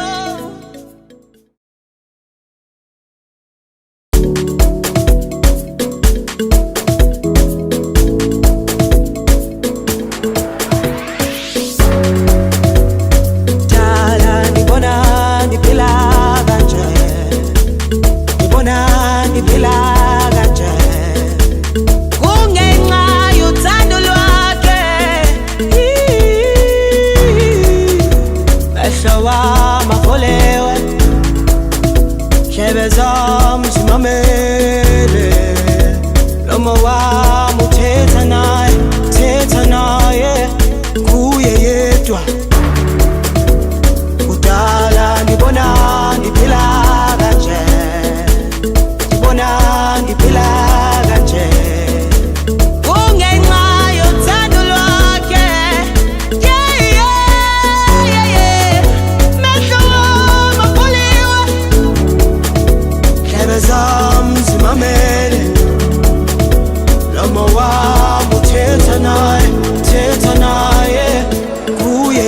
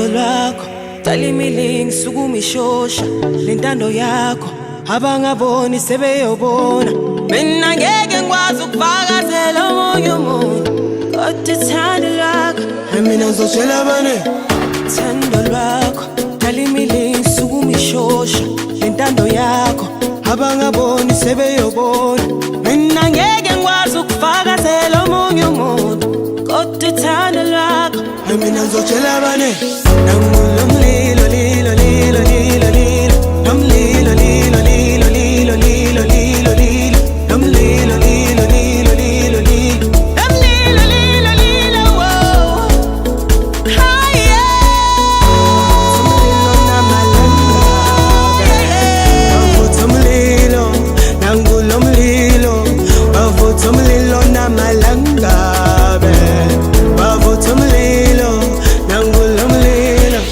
wavutha umlilo namalanga wavutha umlilo nangulo mlilo wavutha umlilo namalanga wavutha umlilo nangulo mlilo lilo lilo lilo lilo nomlilo lilo lilo lilo lilo lilo lilo nomlilo lilo lilo lilo lilo lilo lilo hayo mlilo.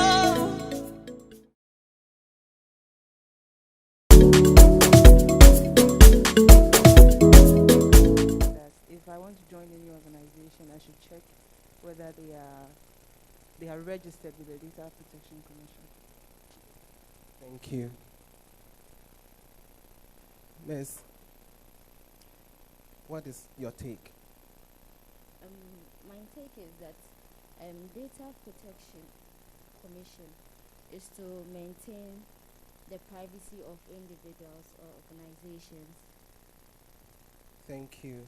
Madam, would you do us the favor by giving us the last comment as we continue with our session? I think my colleagues have said it all. Yes, so basically data protection is to regulate people who have information about others. So if you are going into any organization, you just make sure that those in charge of your data are really securing it. So that's all I know. All right. Hello, sir. I think the awareness is all we need so that other people will know what is happening and what other people are doing with their data. When people become aware, then they'll know their rights and what to do from there. That is very true. Thank you all, and you will once again welcome back from the dining hall. We are going to continue with our session. Yes, so the next item on the bill is a presentation from the Regulations and Compliance Director of Data Protection Commission. He is going to give us a presentation on how to comply with the Data Protection Act 843.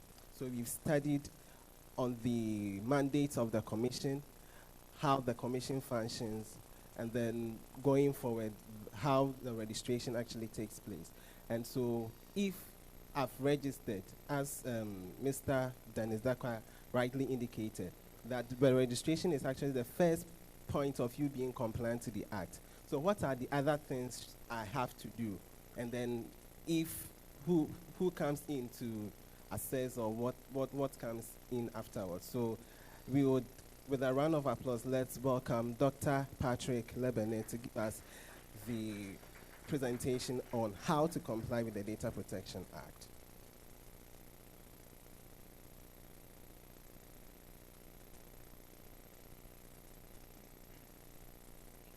Thank you very much. Good morning.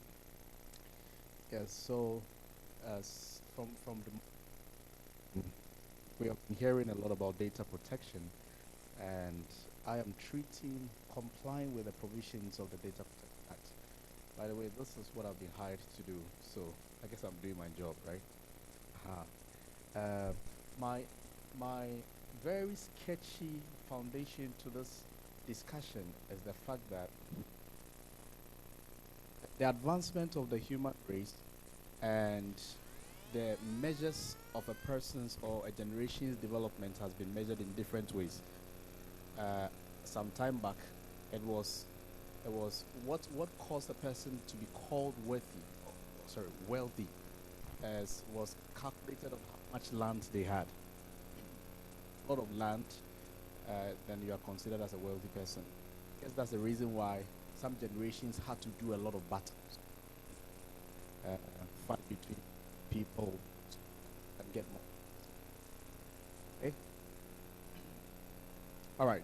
So from fighting for lands, because land represented the richness status of a generation, to industry. I'm sorry.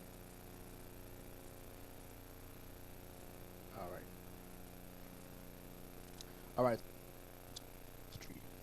And the growth of industry. Seeing that dispensation. Thank you. You have seen that the dispensation where people are or nations are very particular and very resilient on getting industrial advancement also came. You can check from the First and Second World Wars and the race to the moon and all these things. Now, my impression is that, or I stand with a school of thought that currently the measure of wealth is personal data or data. Hence, if an institution, or I would rather say that the magnitude of data, in this our case, personal data an institution has, can be a measure of how wealthy they are. That is the reason why institutions like Google and their likes have a lot of money, because your data is money. And so some people say that the current day gold mines is data. Hence, understanding what data and its protection is so key and so important. We couldn't have believed the point. We couldn't have over-levied this particular point. So it's very important that persons who are data subjects understand what it is for them to protect themselves through the act, and also data controllers and data processors. Now, I'll take my first slide will handle the Data Protection Commission and its key relations. So how we work around it. In the first few presentations, my colleagues have touched on this, but I want to just bring it all in together and give you a pictorial view of how we connect. Now, so like I said earlier on, the Data Protection Commission does not keep everybody's data in Ghana and track people. No, what we do is that we are a regulator, and it's our mandate to enforce compliance and assessment. It's our mandate to make sure that everybody who is a stakeholder complies with the Data Protection Act. So from the Data Protection Commission, if you may, having the oversight responsibility of what happens with people's personal data, there are segments.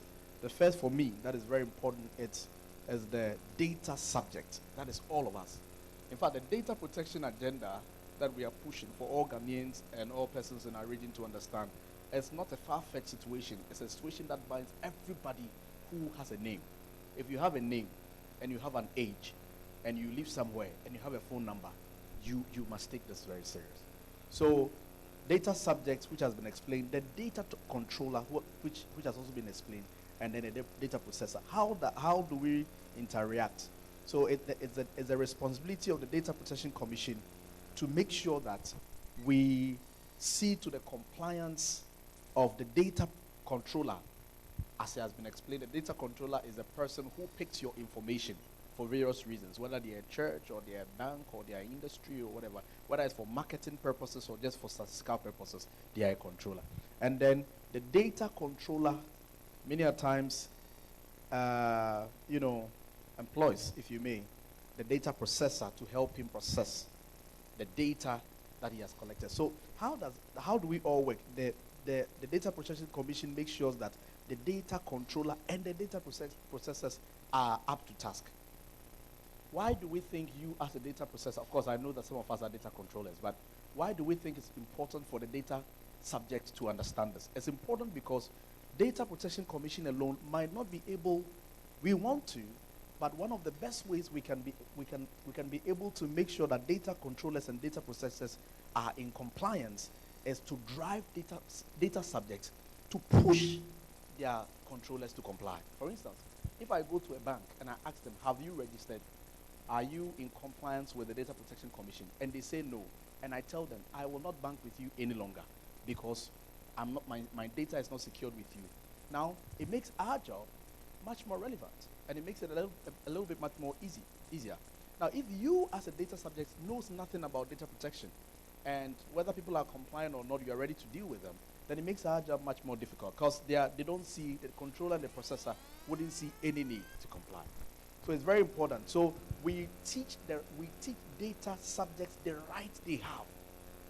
So you could see that the arrow, we expect that data subjects demand of their rights. See, our culture as a country has said that it's our culture not to ask questions. For instance, when you walk into a bank and you're asking the operators, are you registered with the Data Protection Commission? I have the feeling that the Ghanaian culture doesn't really encourage that. Don't do that. Just be quiet. Whatever they will give you, take it and go. No, it must change. Because your data is somebody's business. Every information you give out there, as we walked in here, we wrote our contact, we wrote our names. That is business enough. The name and the contact you wrote there is worth millions of dollars, if I may. So perhaps somebody from here should ask cybersecurity, where are you going to keep my data? Where will you keep it? Must start from here. Where will you keep my data? Who will have access to this data? Somebody should even protest. I shouldn't write my name and my phone number right there so that every other person sees it, because seeing is processing. And let's call our nation to work and call the standards and the systems of the country to come to bear, because your data is important. I'm very sure that there are a lot of us here. If you work with the government, by now you should have received some messages from, somebody said they receive about 60 messages a day from loan sharks. I even saw some people selling land, and they say, when I read the message, I was like, if we don't take care, where the nation will get to, we'll start selling human beings. Some people say, I have a girl who is 6 years old, will you buy? Call me. And just as I'm saying and we are smiling, it's happening. People are sending all over. How many of us bear witness to what I'm talking about? You'll be receiving messages, and they are bombarding your messages at odd hours. And it's wrong. Now, the truth is that there hasn't been any time that you have just written your phone number anywhere. Normally, when you write your phone number, you add your name. So you write your name, your phone number, sometimes where you even stay. So if somebody has access to your phone number and he's sending you messages, what it actually means is that he has more than your phone number. He perhaps by now also has your name. Maybe he even has your bank account. So the issue of data protection is not a very easy, I don't care. No. Once they've been able to send you a message, it tells that they have other information about you. So we must all arise and demand of compliance from every controller. When you go to church, ask your pastor, how do you keep my data? Because churches, we keep location so that we can visit. If anybody finds that data, he can come and visit you, perhaps at an odd hour. So we teach data subjects to demand of their rights from data controllers. And then we teach data controllers to know of their duties to the data subjects. Then we ask data controllers to make sure that the data processors that they have employed are working under strict security systems. And so that forms the first row. And we are saying that when you could see from the data subjects box, there is a direct link between the data subject and then the Data Protection Commission. So that when you have any complaints, you can just call us. And we've been following up and helping people, because that's our job, following up and helping people, making sure that their data controllers, it doesn't matter how huge they are. If you think that even the whole government of Ghana has breached your data in a way, write to the commission. And it's our mandate to help bring solace to the situation. Now also, today, there is data moving from one nation to the other.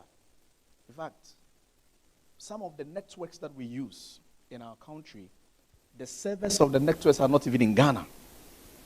So when they pick all our information, all the information is stored on a server that sits in another country. This is important for us to know.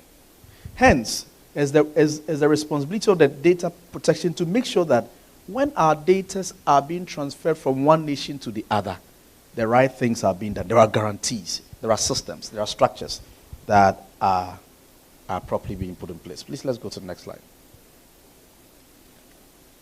So, this is the part of the training that I love. In fact, if I'm not able to move to any other slide, but I finish all my time on this, I will feel fulfilled. It's important so that every Ghanaian will know that we have these rights and enforce it. So these are the rights of you and I, who are called data subjects. Data subject. Do you have a name? Do you have an age? You bear an age? You live somewhere? You are a data subject. And have you provided that name or that personal information about yourself to somebody else? It makes you a data subject. What are your rights? One, you have the right to be informed. If anybody is speaking your data, it is not rude to ask them, what are you using the data for? Please, bear with me to just do a very simple statistics. How many of us wrote our names before we entered? You wrote your name there. Okay, all of us. How many of us know what the names are being used for? Okay, I see one lady, just one lady out of all of us who knows what the names are being used for. How many honestly, genuinely don't know what the names are going to be used for? How many don't even know they don't know? All right. So you have the right to be informed, to ask. What? Hello, madam, please. May I kindly ask why you are taking this information? Why you are taking my name? Why you are? Do you want to just see how many people came? Well, I could just give you my email address. You don't need my name then. Do you want to do some? So ask. You have the right to be informed. There are some, like my colleague said, we also stress on minimality. If you just want to contact me later, my email address is enough.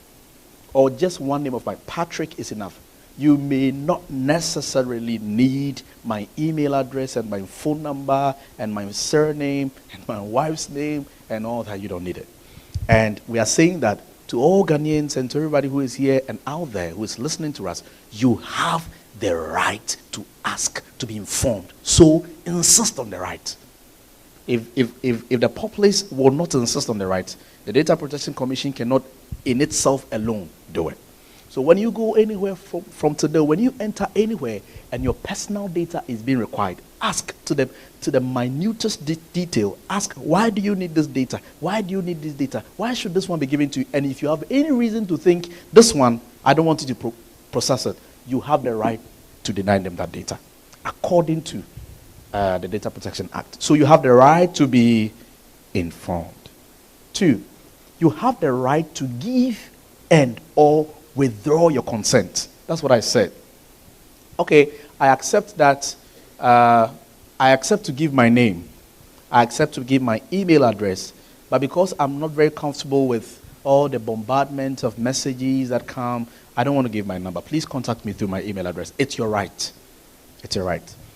3, you have the right to access of personal data. Any day, any time. I think there should be some CCTV cameras here, or our brothers who are recording this. Any day, any time, I can call back to them and say, hey, this footage of me you are taking is mine. You know, video coverages, footage, it's all yours. It's your personal data. And so you have the right. Please, can I have that even up until CCTV footages that are taken in places, in banks and all these places, you have the right to ask, can I get that footage? Can I get that information? You have the right to ask of your own personal data.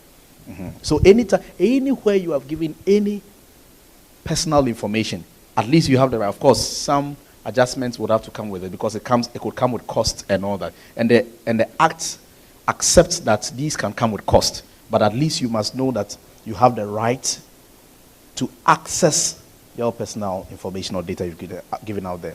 Now you have the right to amend. I normally say this in a very jovial way. The only place you don't have the right to amend one thing is with SNIT, and that is with your age. I'm told that somebody, after he was just left with 2 months to go on pension, he took the matter to court, He said, no. I'm actually now 62. I have 3 more years. They go and bring all the documents, and he has falsified a lot of documents. So there are places that there will be some caveats. But the fact is that you have the right to amend. For instance, like my earlier colleague said, maybe by the time you are given A or B information, you were not married. Now that when you are married, you have that right to change it. Maybe your name has changed. You have that right to change it and all that. You did not work here, you are working there. So you have the right to amend. 2, you have the right to object. You have the right to object to some particular information that somebody wants to take from you or that you are required to give at one point. So, and I want to say this politely, you have the right to object. The law says so, and I'm adding my own little law politely. You can object politely. All right. Now, you have the right to prevent processing. So data has been taken, all of our data have been taken. Right now, you have the right to go back to the registration center and say that, please cancel this one, cancel my number, or take this one away. It's your right. And of course, after deliberations, if there's a need, it could be done. You have the right to freedoms from automated decision making. And so when a pool of emails have been taken, and then I think now many of the companies are doing well. When they send you junk emails, you have the opportunity to unsubscribe or keep the subscription. That's a right you have. So you can say, well, I don't subscribe to this, and you take yourself out of there. Now this is the right I like so much. Well, let me read this one first. You have the right to prevent processing of personal data for direct marketing. You have that right. But the one that I love so much, which I think all of us will like so much, perhaps right after I say there must be a big hand of applause because we all like it, is that we have the right to compensation. Wow, what a good right. So if you feel that your data has been breached in any way, you have the right to compensation. And how do you get it? Just write to the Data Protection Commission. And when we value the merit of the situation, and then we give a determination on it, it's valid for any court to hold on to. So you have that right. And some of that, you could take it to the law court, or you could write directly to the Data Protection Commission if you think that your data has been breached, your personal data has been breached in any way, and it will help you claim your compensations. You have the right to complain. And like I said, we live in a nation where complaints are not very encouraged. So we are saying positive complaints. If you think that something about your personal data is not being held properly, you have that right. All right. Now to the next slide. The benefits of complying. Let me say that data subjects also have the responsibility of compliance. And I feel that your responsibility of compliance is to make sure that you keep the processor and the controller to task. You ask them these things. If you do that, you see, many a times we are all looking at the controllers only to comply. The controllers must comply. And we don't want to enforce our rights. And the truth is that until we enforce our rights with data protection, data controllers will be lax in compliance. So what is our part of compliance? We must enforce these rights. We must ask questions. We must tell others about data protection and the rights we have. So what are the benefits of compliance? One, compliance, especially for data controllers and processors. If you are here and you have a company, you belong to an institution that picks data or something, this is why as soon as we finish, you must come to us and say, wow, how can I register? And today we'll register you. So why? Because you get all these benefits. Benefit number one is that it demonstrates an accountable and responsible organization. When you have complied, you give yourself, you see, my impression about where we're going is that the world is going to run at a very fast technological space. I feel that COVID-19 has really, in fact, it really came to help the sub-region, the African sub-region. I say this with all respect, in that I feel that the COVID-19 has really pushed us technologically to come to pace with where the world was. Today, many people are used to Zoom, and we have come to accept that it is a good alternative to in-person meetings. It's acceptable. Zoom was being used by other people in other places. But COVID-19 has pushed us to come to terms and to come at par with where technology is running to. However, as we are being pushed to come at par with technology in sync with the rest of the world, what is happening is that we are also being pushed to give our personal data out there. Hence, I predict that 5 years, maximum 10 years from now, if the world's technology should push at the same drive, sooner than later, everybody will start asking. Because data protection, people's data will come apart. See, when people keep sending you messages and you start getting 200 messages a day from loan sharks and from all these people, you start worrying. And as you start worrying, you'll be asking. And data protection will rise. So if you're a company, I can assure you, then I will be a prophet of doom for you. If you're a company and you don't register with the data protection, whoever you are, if you're an institution, church, company, whatever, once you collect data and you are not registered and you are not in compliance, sooner than later, you'll be found wanting. Why? Because people will see you as not accountable and not responsible. Because of how I see data awareness, how it will rise, because of how technology is moving. So when you register and you are compliant, it gives you off as an accountable and as a responsible organization. 2, you gain the trust and the confidence of your customers. When you are able to tell the customers, this is what we take your data for, this is how we save it, this is how we release it off, this is what we use it for, you have the right to say no to this, then everybody who comes to work with you feels, no, I can trust these people. And in that same way, if you are shielding, you don't want anybody to know where you are keeping their data and all that, very soon, sooner than later, customers will lose trust in you. Data protection compliance currently is recognized as a business differentiation factor globally. Now, let me talk about the customer trust and confidence again. The Data Protection Commission currently is in a very strong alliance with we are building a strong relationship, mentorship relationship and alliance with the Food and Drugs Authority. Now, what we want to learn from them, you see, when there is any advert on TV, and the advert has to do with food or beverage or even drugs, after whatever they have said has been said, they will quickly say, this advert has been vetted and approved by the FDA. See that everybody can say it. Because we've heard it again and again. And you see, subconsciously, what that does to our mind is that right away, you feel that, no, this product can be used. At least I have the minimal trust level to use it. What the data protection is, where we are driving towards is that every entity that takes data, sooner than later, would have to also comply. And would have to say, this bank, they do all the ABSA something and all the banks or whatever institution. After that, they must say, this advert has been vetted and approved by the Data Protection Commission. Now, what that will do for you is that then you know that you can trust those people with your personal information. And hence, it will boost the trust level and the confidence level of whichever institution. Even church. After the church, like the prophet will come and give the prophetic word and say, this prophecy has been vetted. That's just by the way. All right, so let's go on. So now, now,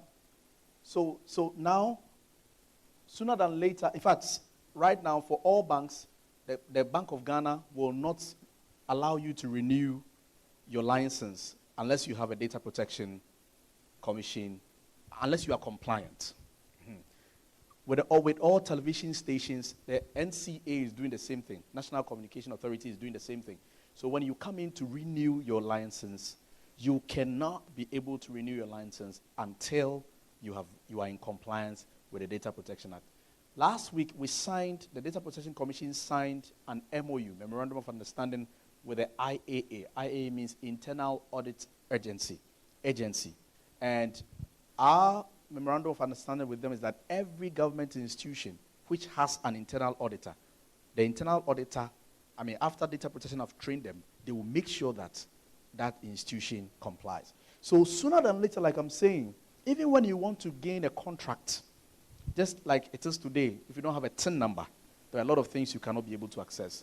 In that same way, sooner than later, maybe if you're at school and somebody comes and says, this school, do you have data protection compliance? Are your statuses right? Say no, so I will not come to this school together. So if you're a company, if you're an institution, if you are anybody who takes any form of data, this is the best time that you have to comply. Now, it also, the benefit of compliance, it enables a clearer understanding and good business overview for key decision makers.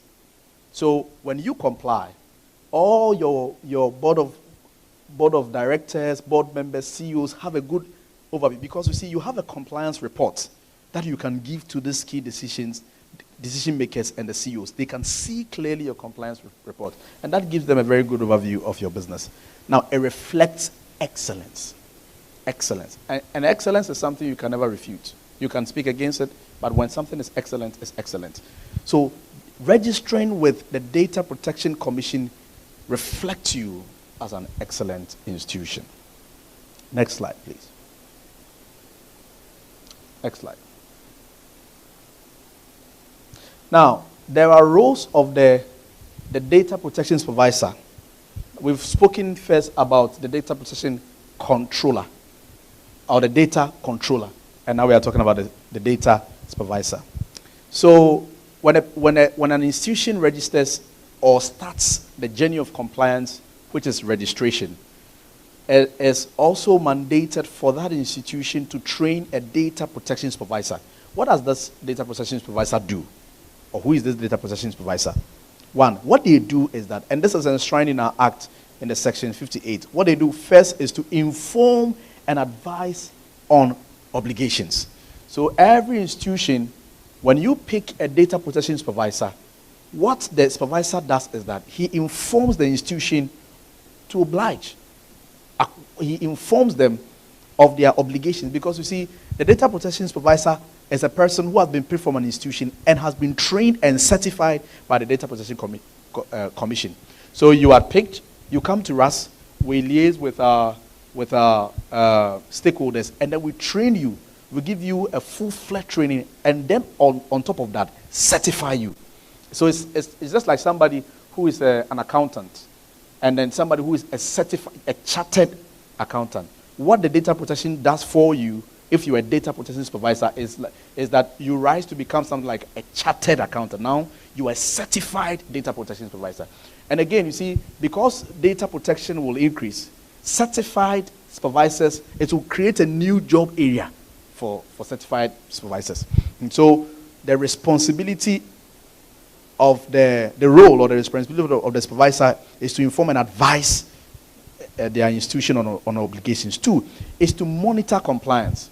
Like my brother Elias said, the Data Protection Commission cannot, the task of going everywhere, to every church, to every mosque, to every school, to every hospital, to every business organization to monitor compliance is just too much to do. Hence, when we train data protection supervisors, what they do is that in liaison with us, or in collaboration with us, they monitor compliance. Three, they provide advice with regards to data protection impact assessment. So there is something we call the data protection impact assessment, and it is a data protection supervisor's responsibility to provide that advice. They monitor performance. They cooperate and liaise with so the data protection supervisor becomes the Data Protection Commission's liaison to the entity and the organization. They also have due regard to risks associated with processing operations or processing data. Why? Because they've been trained, and once they've been trained, they have due regards to that. Now, all the things I've talked about till now tells us that, or the focus is that the data subjects, they will have, there will be security of their personal data. Is that when you write your name or you give any form of personal data about yourself to anybody, you are rest assured that it's well kept, it is used properly, and nobody will misuse it. So these are what the Act enshrines to be done for the data subject in order for them to get security for their data, personal data. The data controller shall take, so we request this of the data controller. The data controller shall take the necessary steps to secure the integrity of personal data in the processing or control of a person through the adoption of appropriate, reasonable, technical, and organizational measures to prevent data loss, data damage, or authorized processing of personal data and unlawful access. To give effect to the above, the data controller shall take reasonable measures to 1. Identify reasonable, feasible, internal and external risks to personal data under the data controller's possession or control. What this means is that now, for what we require of the data controller or the processor to do is that so that your personal data will be secured, we expect them to reasonably foresee. Hence, the controller cannot tell us that, oh, we did not foresee that. No, the law does not give a data controller. You see, this is the reason why all data controllers must register and must be trained. Because the law does not give you the leverage to say, I did not know, I could not anticipate this. So they have to reasonably foresee internal and external risks. So when you are trained or when you register and you are on compliance, we teach you on risk assessment. And we train you on how to do your own internal and external risk assessment. Because when it comes to law, you don't have the leverage of saying, I could not foresee that risk. 2, the data controller to establish, and we expect the data controller to establish and maintain appropriate safeguards against the identified risks. So like I said, when a person registers, we train you on how to foresee and plan risk, internal and external risk. And then we help you to understand how to safeguard your entity or institution against those risks that has been identified. We train you on how to do that. 3, regularly verify that the safeguards are effectively implemented. We expect you to do this. And this, we give you, in the training, we give you how this will be done. 4, to ensure that the safeguards are continually updated in response to new risks and deficiencies. In addition to the above, the data controller shall observe the following. So you see that the Act gives a very comprehensive approach to data controllers and data supervisors, to the data processors, so that everything that you'd have needed to make sure that the data you've received from anybody is properly kept, both for now and the future, is provided for. The Act specifies that you must be ready for it. And how do you get ready for it? The training makes you ready for it. So when you register with the Data Protection Commission, compliance starts with registration. We train and certify your data processing supervisor, and then all of a sudden, your institution or company or church or whatever it is becomes ready for all these responsibilities that the Act requires of you. Next slide, please. Security of personal data. Generally accepted information security practices and procedures, specific industry or professional rules and regulations. So we are trying to say that in the training, or the Act also expects that the data controller puts together safeguards that affect, that is generally accepted within their industry or professional works. And what I'm trying to say is that when you register and then you appoint a data protection supervisor, the training covers for all these things so that the person becomes abrupt and ready to undertake all these responsibilities. I'll move down.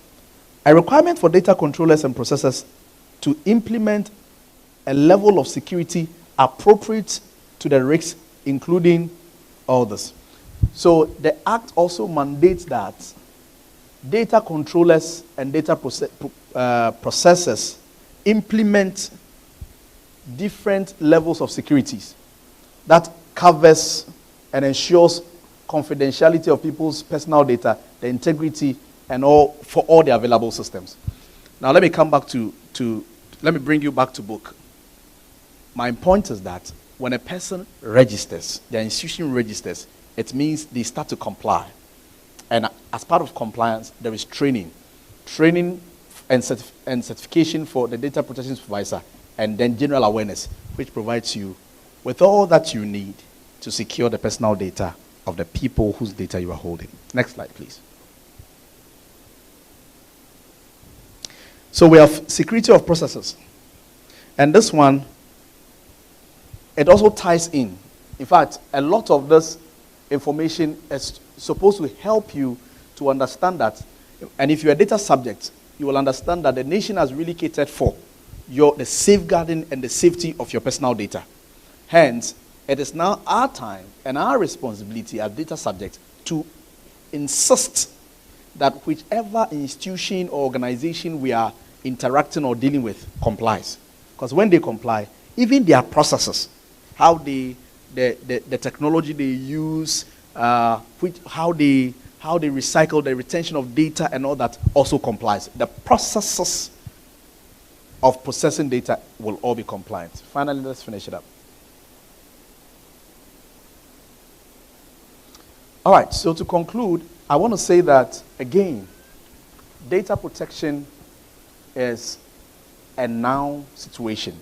And I believe that as we go on in the future, it will be much more instructive. Hence, it is important that we as data subjects insist on the compliance of our data controllers and data processors. Thank you very much.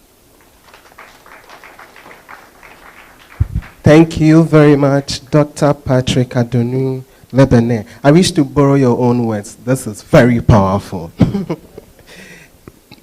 Thank you. Yes, so ladies and gentlemen, going to the next item on the bill, we have a panel discussion.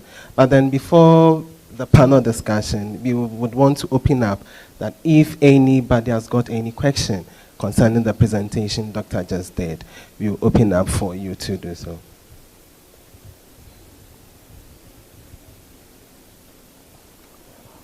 All right, so then I would want to call on Mr. Daylin. He is the moderator for the panel discussion, and then he will take us through. So at this time, I bow out for him to take over.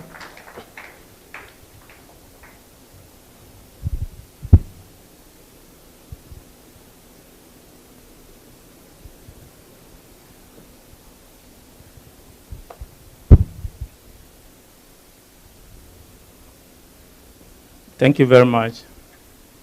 I hope my presentation will also be vetted and approved by you. And I like your presentation, Doctor, and I think all of us sitting here too, we've been approved by FDA. Data has become something important and a gold mine, as you said. And we have to be asking questions.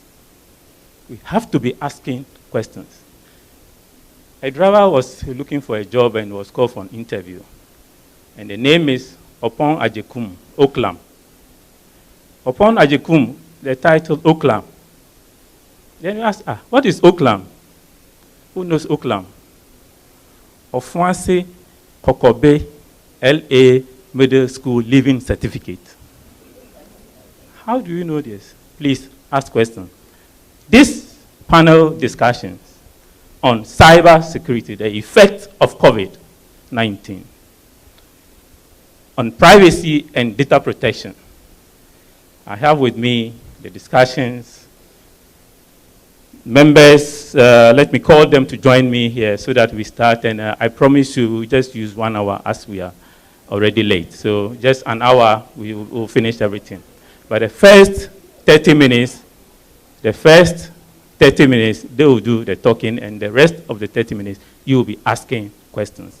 It's for you to ask questions. Thank you. The first, we have Mr. Isaac Socrates Mensah, Cyber Security Center. He works here. Please have a seat. We also have Mrs. Sylvia Gifty Apia, Information Governance Solutions. And the third one, we have Ludwig Marcus Shandorf, Ghana Export Promotion Authority, and Dr.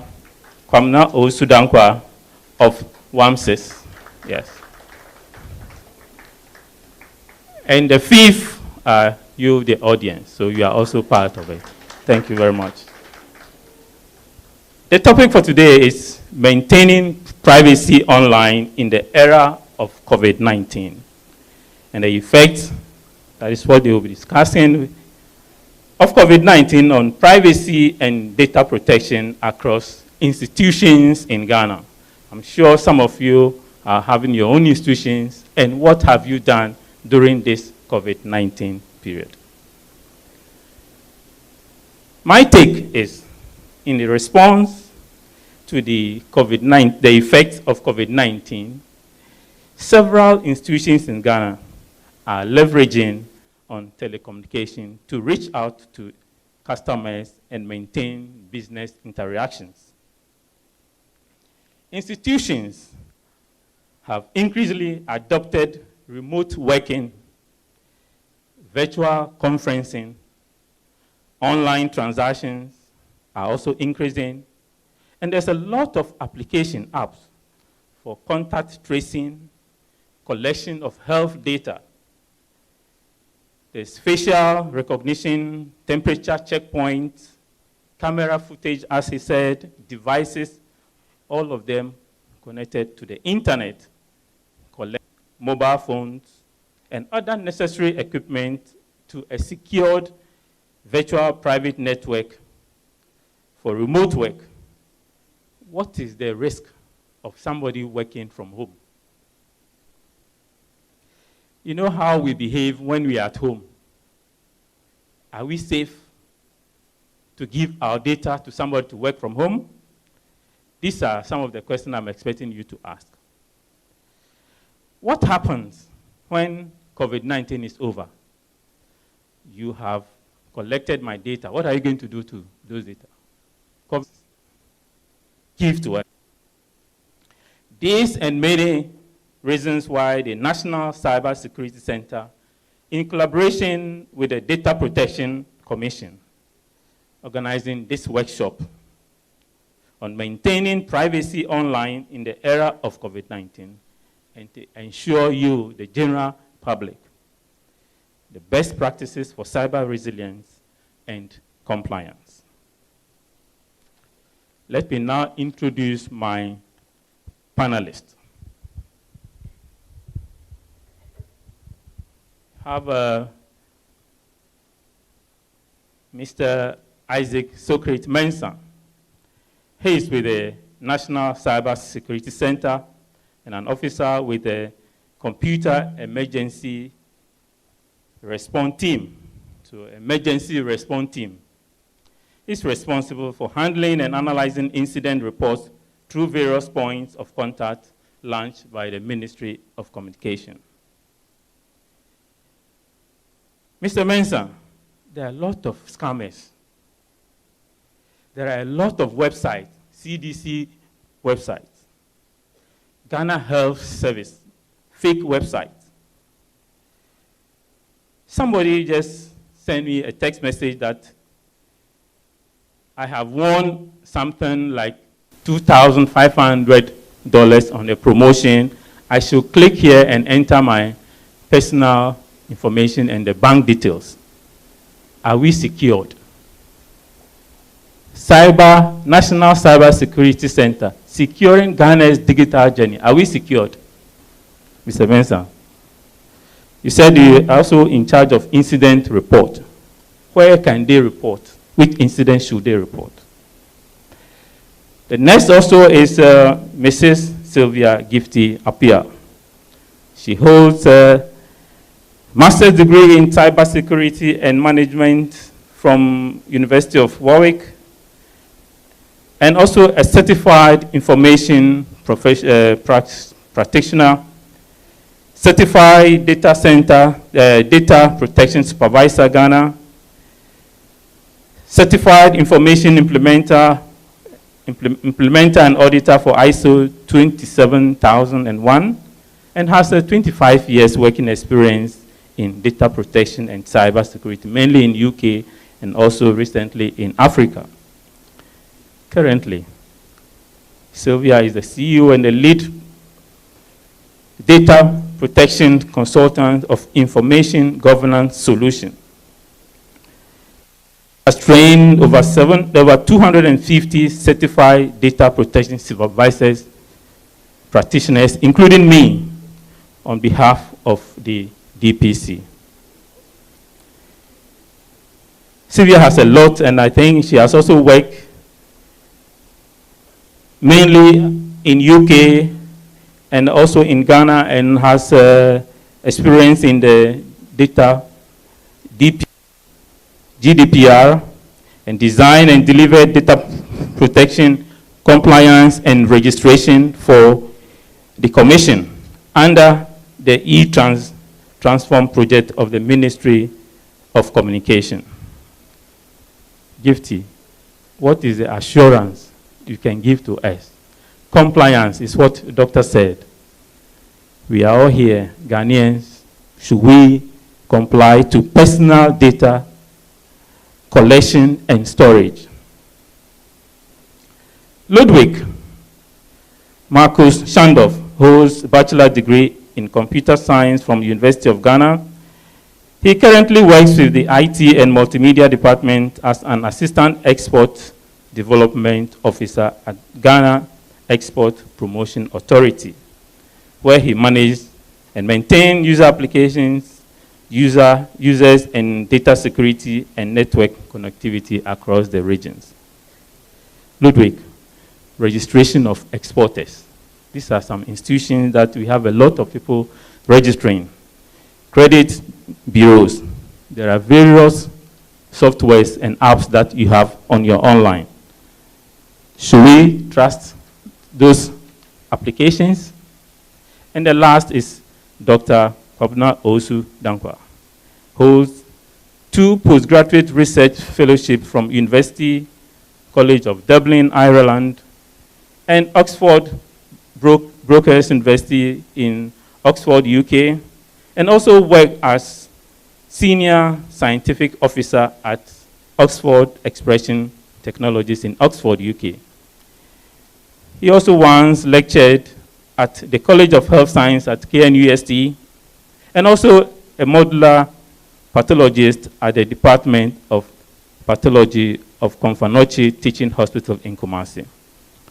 Currently, he works as a research fellow at Clinical Pathology Department of Noguchi Memorial Institute for Medical Research, University of Ghana in Accra, and also as a founder and a CEO of IT startup WEM6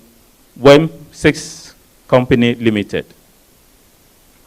There's a lot of application, GPS tracking system, website, which are also fake, mobile app. Those are the things you have been developing. Are they safe? Are they secured? So, with your permission, let's start with Mr. Isaac Sukrit Mensah. And let's give them a round of applause, please. I think you have your mic. Please go ahead. A very good afternoon to all of us here. And I would like to say a big thank you for the opportunity to share my ideas on this very important topic. First of all, I would like to say that digitalization is inevitable. And if COVID has taught us anything, that is one thing we can take from it. During this period, since March, where our first case was announced, various companies were subjected to go online and deploy various digital platforms to ensure business continuity. In doing so, we saw quite a lot of increase. We saw an increase in the usage of the internet for various things, from working to schooling, quite a lot of things. Again, government has also been leading the charge when it comes to digitalization in the country. The Vice President, Dr. Alhaji Mahmoud Bawumia, has been leading, and also with the able support of the Honorable Minister for Communications, Honorable Esla Osuekufo, have been leading the digitalization charge when it comes to the government sector. Various platforms have been deployed through this initiative. Through all these, there is a need. We are digitizing, but there's also a need to look at the security aspect of it and also the protection of the users of these platforms. How we keep it, the various technical infrastructure that should be put in place, to protect these information. During this period too, we have seen a rise in cyber attacks, both globally and in here also. DPC is doing a good work in ensuring that companies are compliant with the Data Protections Act. Ghana is also lucky, I should say fortunate also, that we have ratified the Malabo Convention, which is the African Union Convention on Cyber Security and Data Protection. All these things are at the policy level, and when we come down, there is a need for us to put in also measures to ensure that people feel safe when using these platforms. I'll go to what the Cybersecurity Center has seen. In terms of, let's say, institutions, you might say that they are doing well, but in terms of individuals, how well are we securing the information, our private information? There's little has been seen when it comes to leakage from institutions and those things, but in terms of individuals, when you say various institutions are taking the data of people, you realize that even the data with these institutions are already online from the various engagements that some of these people are having on social media. Anywhere, when you go online, you just go on a site, you need some information, and then you realize that you need to register with the site before you are given that information. All these come in, and by the next thing you know, your information is out there. So there is a need for us as individuals also to ensure that our information is private. I'll leave this here, and then the others can also share their thoughts. Thank you. Thank you very much. And please, if anybody wants to ask a question, you can also do so. You can just stop us, and then we'll give you the chance. And if you cannot even ask, you can just write, and I'll also read. Thank you very much. So let's go to Mrs. Sylvia Gifty Apia for your introduction and those questions on the institutions especially. Thank you very much, Dylan. I thought I would start by setting the scene, which has already been done by a lot of the previous speakers. Data protection or data privacy is a fundamental human right, and it starts from respecting individuals' rights, from even our individuals, our colleagues, our friends. But in this particular instance, we are talking about a businesses organization respecting the individual's rights. Businesses, of course, have legitimate business interests. One of such business interests will be to make money. Or if you are an NGO or a different organization,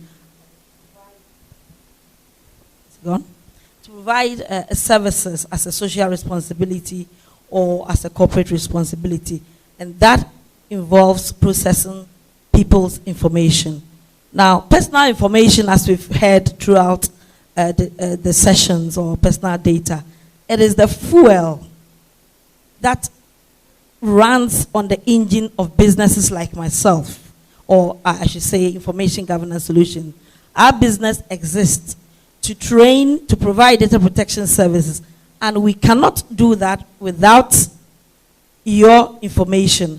And when we talk about data subject, I think the whole session has been about customers, clients. Employees are also data subjects. So as a business, my obligation is not to my customers or to my delegates or to the clients that I provide services to, but it's also to the employees which I employ. And it is an obligation for businesses like myself to protect the information around the data we process. So for example, the staff files that we have an obligation to protect the information. And the list of rights that was discussed, one of them is right to access. So for example, as a business in IGS, if any of my employees, for any reason which they don't need to justify, comes to IGS and say, I need a copy of my file, what IGS has done is we have policies and we have procedures that they can follow to request their information. Okay. So all these obligations that we've listed, IGS is not exempt just because we provide data protection services. But with every business, in fact, every business that wants to sustain and continue, you must have what we call a business continuity plan. And this is not a huge document of pages of pages. It is being able to adapt to changes like natural disasters. From February, maybe perhaps December, all the way to March, none of us envisaged that we will be in this position where we are sitting in rooms with masks and practicing social distancing. So it came with its challenges. In IGS, we had a business continuity plan, a very simple one. And one of such measures was that we were going to quickly switch to online delivery. And it comes with challenges. So for example, we've had meetings with clients on platforms. Now, what IGS did as an appropriate measure is to evaluate all the online meeting platforms, i.e. Zoom, Team, you name it. We evaluated it and considered the risk associated with all of them. So a practical example of the risk assessment IGS will do, or we did, is that we compared the functionality between Zoom and Teams. And if all of you are abreast, when Zoom became the tool for everybody to use, it was free, but it came with security measures. At that time, IGS, I'm pleased to say we did not go with Zoom because we understood the risk and we could not mitigate it internally. And therefore, we switched to using different platforms. So that's an example of some of the things we have put in place. Remote working, what we have done, we have something called bring your own device. We quickly switched from allowing our employees, for example, to use their own laptops or phones to do business transactions. So we've issued, for example, laptops which are encrypted to a degree, depending on what we do. And our employees are using that to do business. So the question might be, how do we regulate it when they are working remotely? We can only put appropriate measures. So we have educated our staff, our employees, to be mindful of when to be discussing, for example, clients' information or sharing information. So little things like making sure if they are going to do a meeting, they are in a secluded area in their homes, they are not leaving their laptops unlocked. So we have a simple functionality. This does not require investment. We have enabled the auto lock on our laptops. So if you walk away from your laptop, it's locked. These are some of the practical measures we have put in place in IGS.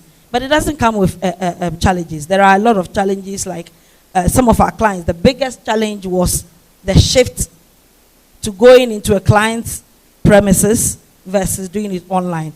But we have assured our clients that we've done risk assessment and we have evaluated the best mitigation strategies in place in IGS. So these are some of the things we've done. I'm sure there will be a lot more questions as we go along. But as a responsible organization, I can assure all of you that if you should come to IGS, you can be assured we looked at the benefits of complying. We are an accredited institution.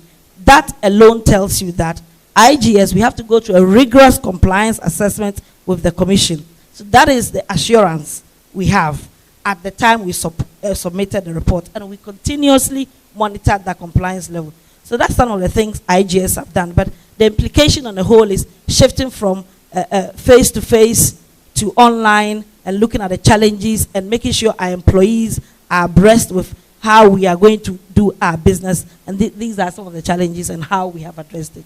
And I hope I've answered your question. Thank you very much. And to the audience, the next question before we come to Ludwig. How many of us started using Zoom during COVID? See, most of us started using it during the COVID. Churches also have been using Zoom. Now, the next question to you is it safer to work from home? How many of you are working from home? Is it safer to work from home, or you think it's safer to be at the workplace? Anybody? Anybody? Yes, please. It's safer to work from home. Safer to work from home. Are you sure? In terms of COVID. Okay. Let's listen to Ludwig, and then we'll still have more questions from you. Ludwig.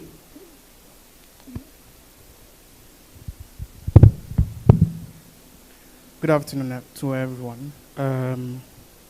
Thank you very much for the opportunity to participate in this discussion.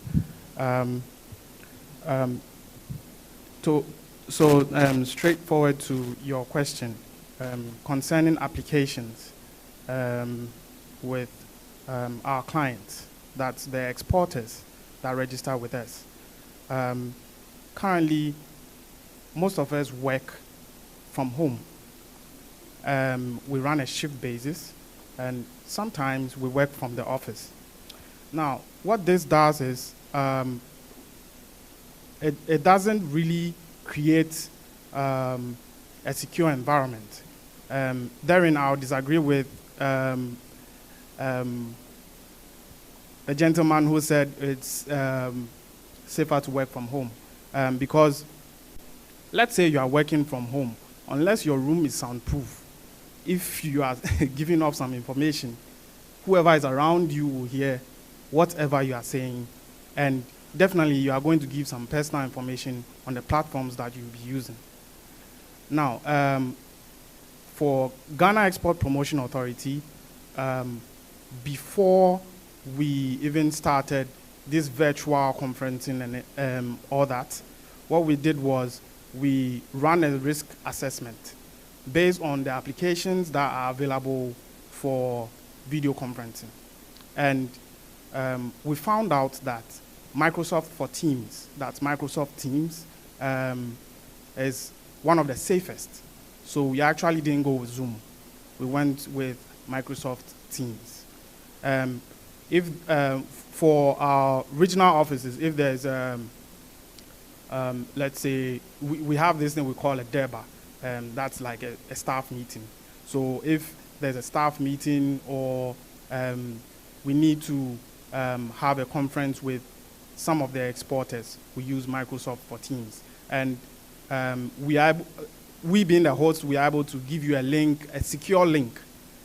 One thing I'll say is most of us go onto websites without checking whether the website is secure or not.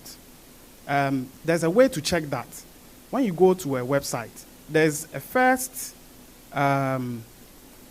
there's this text, there's a first text, that's HTTP. There's HTTP and HTTPS. Now, the HTTP is not secure. HTTPS is secure. So if you go to our website, that's gepagana.org, you will see that our website is secure, and that is where all of our exporters do their online registrations, do their payments and all that. But due to COVID-19, coming back to Mr. Moderator's question, due to COVID-19, we are not, well, I would say we are trying to regulate the risk of contracting the COVID-19 disease. So most people now can do their registrations from home. Therein, we have employed the mobile money payment system. So you go onto our website, there's a section that allows you to register, just like the DPC website. You enter your exporter details, and we take PII very seriously. That's personally identifiable information. We take that very seriously. So when you are entering your details, when you are entering the details, all of these data is going directly to our on-site and off-site servers, which are backed up on a daily basis. Now, once you have entered your details, we will then scrutinize the details that you have given to us. We don't just take the details. We scrutinize and make sure that these details that you have given to us is up to date and accurate. Once it's accurate, then we will check your payment and then issue you a certificate that you have actually registered with our company. So in a nutshell, that is how we have handled the COVID-19 effects. I wouldn't say it has not affected us. It has affected us because generally some of us have had to work from home. And I see that to be a bit risky because if you are in your company, you have, every company has a code of conduct. Okay, so within the company, there are certain things you do and don't do. But when you're in the comfort of your home, you're like, oh, I'm free to do what I want to do. So you may end up risking certain information that is not supposed to go out there. So in a nutshell, that's what I have to say. Thank you very much. Thank but you. I have a question for you. Has there been a situation where we have an exporter registering on a fake website and paid some money and coming back to you that this is what they did on the fake website that they did not know, or it's never happened? As far as exporter registrations is concerned, we haven't really experienced that. But prior to that, we have put some measures in place. Like I said, we scrutinize the data that you give to us. So we do not just take the data and then say, okay, this is the data you gave us, so we are going to work with this. But we'll scrutinize it, make sure that the data is accurate, and then we can issue a certificate for you. Thank you very much. And let's go to Dr. Dapa for your initial comments, please, and those questions. Thank you. Thank you very much for the opportunity to talk to you. I will take a different twist for his question based on the fact that I've worked in different hospitals, and I've also been involved in training of medical laboratory professionals and also medical doctors. I would say that the DPC have a lot of work to do when it comes to the health sector. If you've been to the hospital, you realize how data is being handled from the point of the patient meeting the doctor to the lab where lab tests are done and the results are in, to ensure that if somebody is tested as HIV positive, they don't tell anybody else apart from the patient, to the point of some patients having their own folders moving around, and that can lead to loss of data. So there's a lot of work to be done there. The second point is we also have medical devices that have its own associated risk in the sense of being hacked into so that the machine will not work. And we have systems in terms of softwares and apps that collect data, and this data, how it will be handled, said that there will be no breaches from here and there.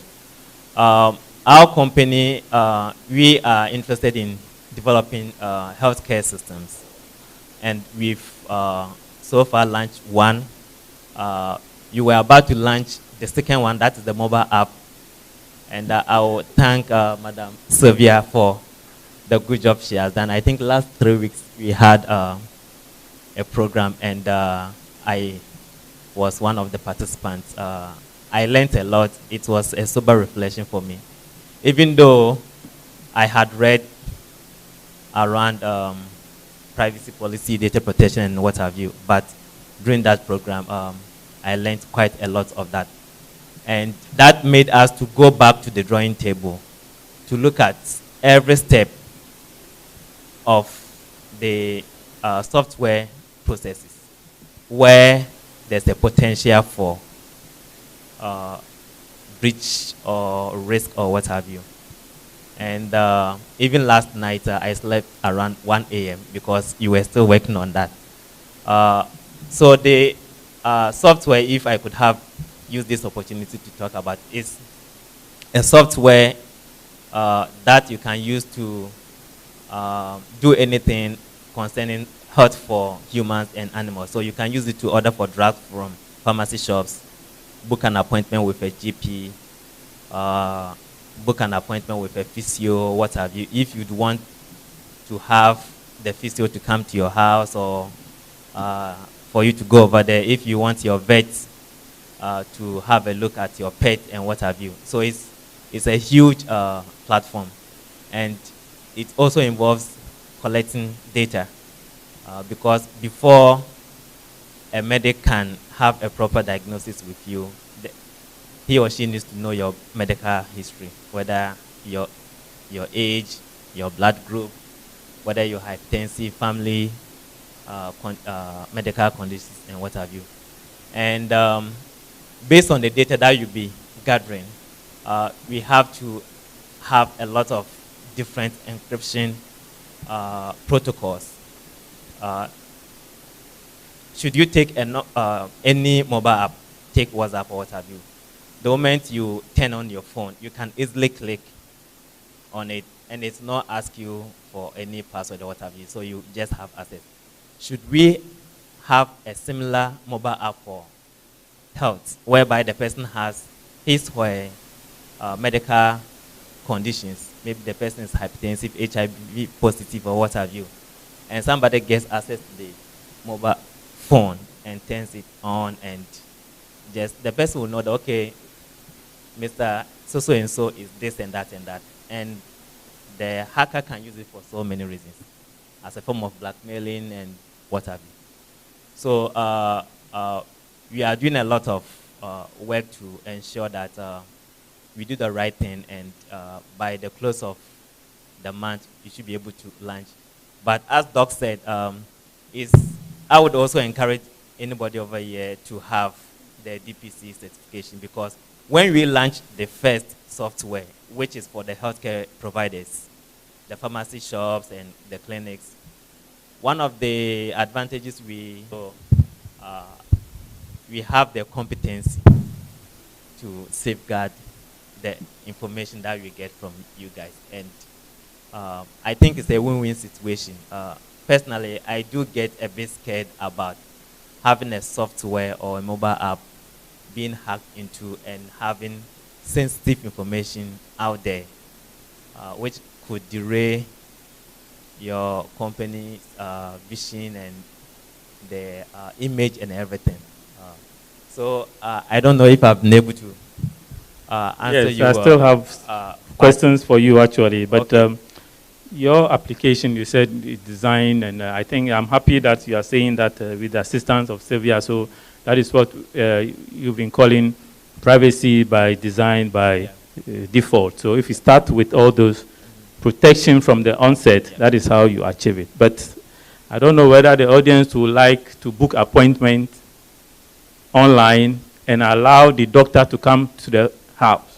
How about if it's a fake doctor? Yeah, so we have a system. Our system is that we are working in conjunction with HEFRA, So any facility that we register, we have a session that they need to input the registration number of that facility.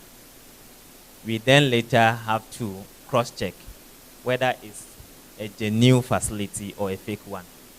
Also, every personnel of an institution, be it a pharmacy or a hospital, what we do is most professions, they have registration numbers. So if you're a medical doctor, you should have your medical registration number. If you are a medical laboratory, you should have a number. You have to provide all these things. So you do a background check to ensure that anybody who is going to maybe order for a drug from pharmacy A, that pharmacy A is in a good standing to order the drugs from. If the facility is not registered, you put a flag over there that we cannot guarantee anything coming from such a facility. So as I said, we are moving to and fro to ensure that, but it's also about the comfort of staying at home and ordering for drugs, the comfort of being at home and having a medical conversation with your doctor on either video or audio, I think is great, because why they need to go to the hospital, be in a long queue to be taken care by a doctor, if you could do that in your office or in your bedroom. Thank you very much. And I will still go to the hospital to see the doctor there. I will not trust anybody coming. How about you, please? Questions? Yes. Who has the mic?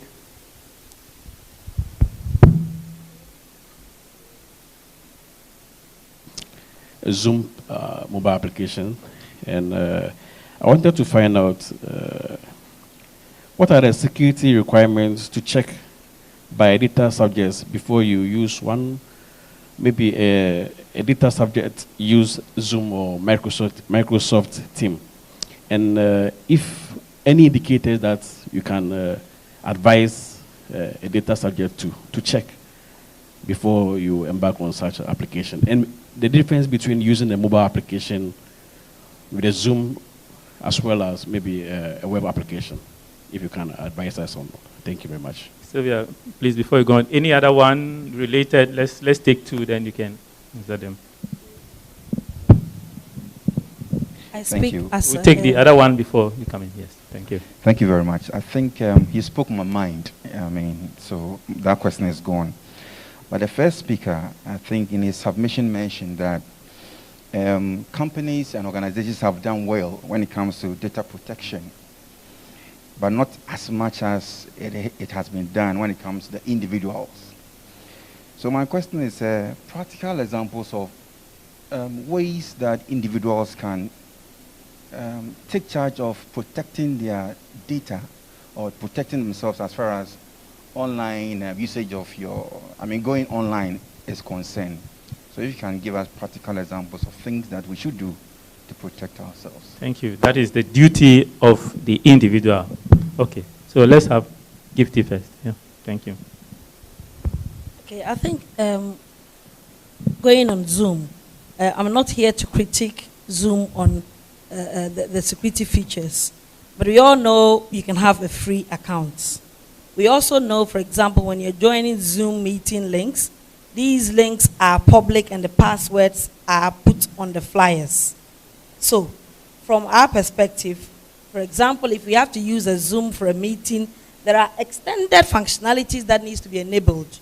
You can go into the settings and switch them on. For example, one way we make sure only those who have booked to attend one of our courses is to register them, and we send them a unique link.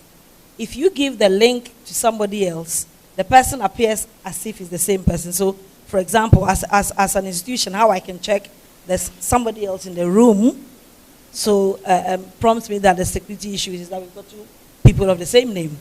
So one of the things to look out for or to practice is, even as the free platform, if you are setting up a meeting with friends, colleagues, or church or society members, go into the settings and enable unique password or enable registration. So only those who have the need and the access given to them by you will be able to attend. And we've done this in so many ways. We've done a few webinars for controllers and data subjects. And this is how we do it. You pre-register, we authenticate you. So using Zoom and Teams and all that, you see, with my little cybersecurity knowledge, because today I'm not here from cybersecurity perspective, is that every system has functionalities that needs to be enabled by either the user or the organization. And more often than not, we don't switch them off. It comes with the generic password of admin, which everybody has access to. So when you're using these online platforms and you open an account to be able to do the meetings, go into the settings, and these are not technical jargons.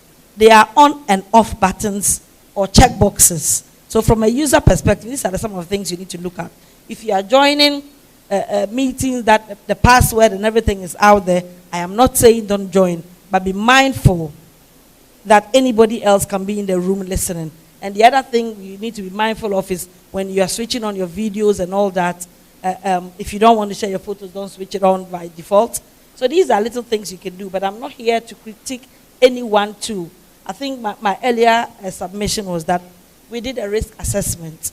Risk assessment is about identifying the risk and putting mitigating strategies to reduce, eliminate, treat, or transfer the risks. So to reduce means, okay, you can't avoid using Zoom. But to reduce the risk is perhaps treat some of these things I've talked about. To eliminate it, decide not to use it, for example. So I don't want to give you a lecture on risk assessment, but these are things you need to look out for as data subjects or as organizations when you're using some of these platforms. Thank you very much. And the second question is about, Doctor talked a lot about our rights, but what about our responsibilities? But Doc, you didn't say anything about that. You know, we now know our rights, but how about our responsibilities? So if you can come in before you also talk about how to report the incident on your website, please. Thank you. All right, so the responsibility of the data subject, I think I've mentioned that a lot also, is that they will insist on compliance of the data controllers and processors that they are dealing with. That's your first responsibility. What I mean to say is that when anybody that you've picked, anybody who has picked, or any institution that has picked your personal data, make sure that they have complied. Make sure that they have registered with the Data Protection Commission. Make sure that you ask questions. Make sure that now your responsibility is effecting your rights. So make sure that your right is being done, and that's your responsibility to do. So before I go on, I'm saying that one of our responsibilities as data subject is to make sure that we insist on our rights. Two, it's also important that we know that we are responsible for our own personal data. Like my brother said, there are some websites that you need an information and you're supposed to put in some information of yours before you get it. As much as it's possible, unsubscribe from such website, because you have no idea where your personal data is going. That's our responsibility. Two things I'll say as block views. And if anybody needs more, please come and register with the Data Processing Commission. We'll give you more information. But first responsibility, you are supposed to make sure that data subjects and data processors comply. It's your responsibility. Two, your right is your responsibility. Thank you. Thank you very much. Yes, Isaac.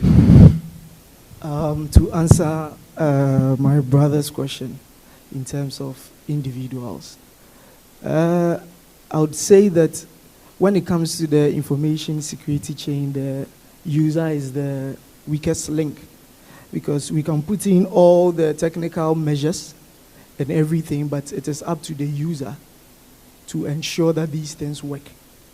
If the user is not educated or is not aware of some of the risks,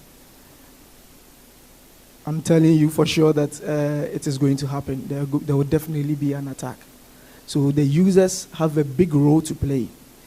In saying that, when doing some of these things, there's a need to ensure due diligence in all that you do when you are online. There are several things going on. For instance, let me talk about phishing. If you don't take due care in some of these things, you might end up giving information to entities that are fraudulent.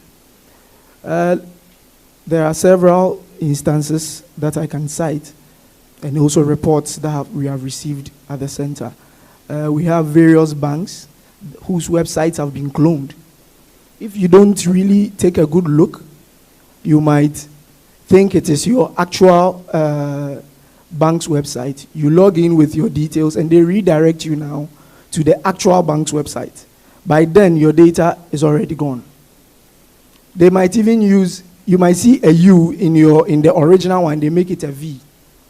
So if you are not diligent about some of the things out there, you might end up giving information thinking that you gave it to the entity. Also, again, during some few months back, I downloaded a banking app, and in setting up, they required some information, definitely, in order to set me up. And it got to a point, it was asking me for my ATM PIN. Then I asked myself, I'm setting up a mobile banking application, asking me for my ATM PIN. It tells me that there's something suspicious in there. In every information you give online, there is a need to ask yourself, do they really need this information to give me the service I want? You understand? We need to look at some of these things. So due diligence is very necessary. But in putting all these things in place, we can't say there's nothing like 100% security. Definitely, one way or the other, there might be a breach. It's about how resilient our systems are to recover when these things happen, and who to go to when these things happen. That's why in 2018, the Minister for Communications launched the 2019 launched the Cybercrime Cybersecurity Incident Point of Contact, so that in case you fall victim to any of these, you can report. And the various portals are available to cut across the various sections of people. So you can just call 292, for instance, and then you get to the center. You can even text. We also have emails. That is report@cybersecurity.gov.gh. We also have a mobile app. Okay, so the mobile app is not only about reporting, but also gives advisories. Sometimes, like I said earlier, it is necessary that the user is aware, so that we can prevent some of these things rather than falling a victim to it, and then you get to know, I should have done it this way. So you go on our website also, there are various advisories there. We have current issues, what is happening. And you know, the cyber space is so close to us than we think. You understand? What is happening in the UK today can happen to us within the next minute. So when you go there, you get abreast with things that are happening worldwide because they are very close. It can happen at any time. So you can visit also our website. We have www.cybersecurity.gov.gh/report. There is a form there. You can also choose to report anonymously. It's not only about the crimes that you face or something, but you can also report things that you suspect, so that we can verify for you and say, okay, this is good. We have several instances where people are calling to verify that I've met this person on Facebook. He says he wants to do this, do that. Again, we are seeing a lot of impersonations of public officials online. People are interacting with people, they think this is the person. Meanwhile, it is not. So people send links to us, please, this is what this person is saying. Could you verify for us? We look at some of these things and then revert and tell you, no, this one, you should be cautious or you should be careful. There's something fishy in there. Or hold on, let us do our checks. We'll get back to you. So that we can prevent some of these things. It's not easy falling a victim to a cybercrime because it's quite something else. Thank you. Thank you very much. I don't know who has been a victim before, but we also have in our midst an officer from the Ghana Forces, and I don't know whether you intend to share something with us on COVID before anything. You don't want to? Okay, now that is, I don't, and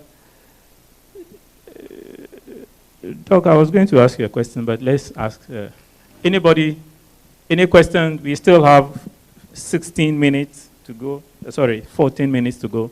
At least we want to be using the 1 hour. Yes, please go ahead. Okay. Please, a lot have been said on. Okay. A lot have been said on being on the online platform itself, but nothing have been said about the devices.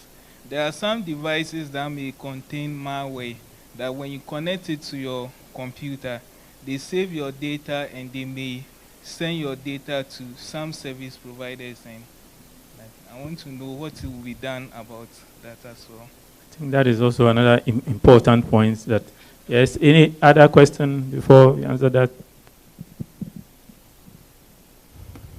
Our devices, are they certified devices from cyber security or from DPC? Our devices. Who will take that? National Cyber. Okay, please go ahead. Yeah. So when it comes to the devices, in every corporate or organization or institution, usually it's advised to use the corporate devices provided by the organization, not your personal device. Now, the reason being that your personal device contains personal information, and the corporate devices have been given to you as virgins. There is nothing on it. Now, before it's given to you, the IT department of that organization is supposed to make sure that the device they have given to you is compliant, in the sense that it has, for example, with what you said, the virus, it has a very strong antivirus. So when I put in a pen drive, it doesn't just start eating up my data, as in my information. Also, these devices are, for us at GEPA, we have the devices being backed up regularly on a daily basis. Okay, so for instance, if your device should maybe in the course of the working day fall down and then stop working, every staff member has a domain account on the server. So if you bring in your personal device to the organization, that device will not be added to the domain account on the server, because first and foremost, that personal device would be a threat to our server. Because we don't know what you did with your personal device before you came to the organization. But with the virgin device that we have given to you, we can trust and know that whatever is coming in is going to be regulated by our firewalls and our antivirus. So that's a little I can say concerning that. And also, we have put in restrictions. At GEPA, we have put in restrictions. You cannot visit certain websites. Every website falls under a category. So we have created categories for those websites that you cannot visit. I think if all of these features or policies are put in place, devices will be secure within the organization. Thank you. Thank you. But before Sylvia comes, Doc, what happens when COVID is over and the devices they use to take our details? Will DPC do something about it? But please think about it. Let Gifty comes in before. And if you don't have any other questions, they will just wrap up and then we bring this curtain down. Thank you. I promise to be very quick. I think my colleague is explained a number of measures to be done, but I just wanted to add. Please don't get into your heads or a concept that using your own device, it's risky, but there are things you can do. We call it bring your own device. Now he said, for example, an organization will give you virgin laptops.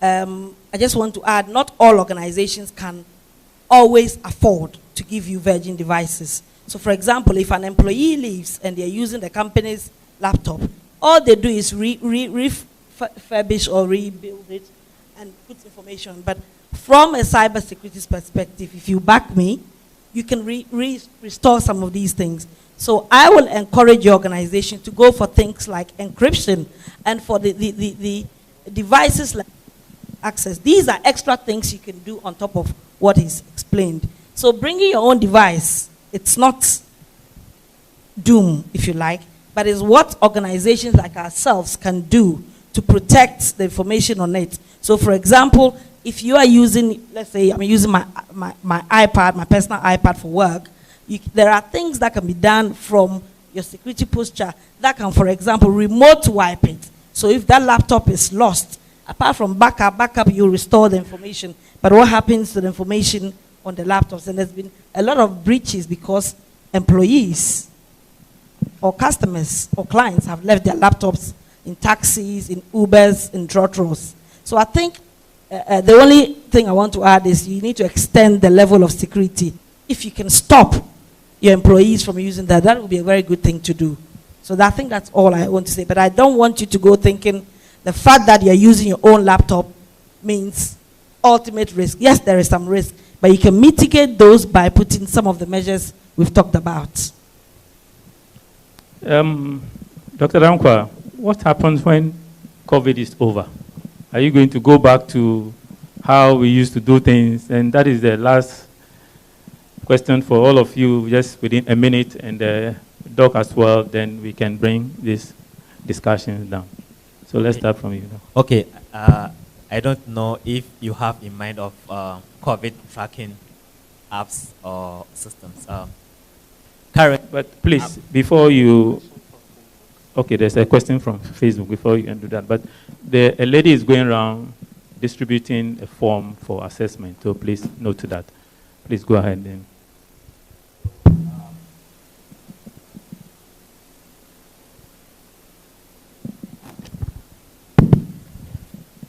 Okay. On the COVID tracking systems or apps, I'm not aware of a COVID tracking app in Ghana. It's a kind of software by KNUST. It does not take your personal data. It just does the risk assessment, how vulnerable you are. So you be asked few questions and then you put in there, then it will generate, it will tell you that, okay, you are at high risk of contracting the virus or not. Now, with the institutions that have been mandated to do COVID tests, Noguchi, KCCR, they have their own internal policies of handling data. I don't know whether if these institutions have been certified by DPC. I'm not aware of that. So I cannot say exactly what they will do with the data they have, but these two institutions, they are research institutions, and they have what we call ethical review committee that ensures that any data they have, they strip the patient name from the other data set, so that you'll not be able to say, okay, person A is COVID-19 positive or not. That's all that I can say. Instances before even you get a result, the thing is in the media, but that's why for my intro I did say that DPC has a lot to do. Have a lot of work to do. DPC has a lot to do, yes. From the point of sample collection to the result coming in. I don't want to be too specific on certain issues or also be mentioning certain institutions. So what I'm trying to say is that they have a lot of work to do. I have had a situation whereby I got to know somebody's result, even though I did not ask that person that if so and so has done that. So what I'm saying is that DPC, they have a lot of work to do on that level. But every research institution, they have a sort of an ethical review committee by DPC. I don't know, and I cannot comment on that. There is a question for you, last. So please let him. Do you have any? Yeah, which is from the Facebook. So I'll read it to you. But do you have any comments on that? What happens to our data when COVID is over? What are you going to do? Okay, I'll say that in terms of digitalization and the use of digital platforms, we're only going to see an increase. Nothing will change in terms of the uses of technology. We are only going to see an increase, and we are also definitely going to see an increase in attacks. So there is a need for each and every one of us to be abreast with what is happening, to be abreast with at least basic things that we can use in securing our various devices and our information. As I speak currently, the cybersecurity advisor is in the regions doing awareness and capacity building for various institutions so that we can equip ourselves in preventing some of these risks that come along with the technology. Thank you. Exactly. Prepare for it. Let's be careful. We know our rights and our responsibility now. Any relationship between the data protection supervisor and an ISO 27000 lead auditor. How will an individual with such a qualification fit into the new Data Protection Act? I don't know whether you or but I think you have been the lead auditor as well. So, okay, the role of a data obligations. Now, we don't have the time to delve into what ISO 27001, but essentially that is a standard that demonstrates one of only the 8 principles that we went through and document or things to demonstrate security. ISO, it's one of such documents or standards that you use to demonstrate. So the relationship between an auditor and a DPS is basically you're doing the same function but from different perspective. If you're an ISO auditor, your focus is on security of the information of the organization, including personal information, whereas the data protection supervisor has the role to monitor, advise, and audit all the obligations, including a quick answer for that. What next for information governance solution? We hope to continue to blend both face-to-face with online platforms to deliver the services. Because as Dr. Dankwa said, DPC has a lot of work to do. It means from all the system regions, they need to raise awareness through the country. And I believe using both mediums will be a successful way, or a way that I'm sure they will consider using. So for IGS, we perceive or we see ourselves continuing how we started in terms of using as we come across them. Thank you very much. And let's have Doc for the last explanations, and we'll come to an end.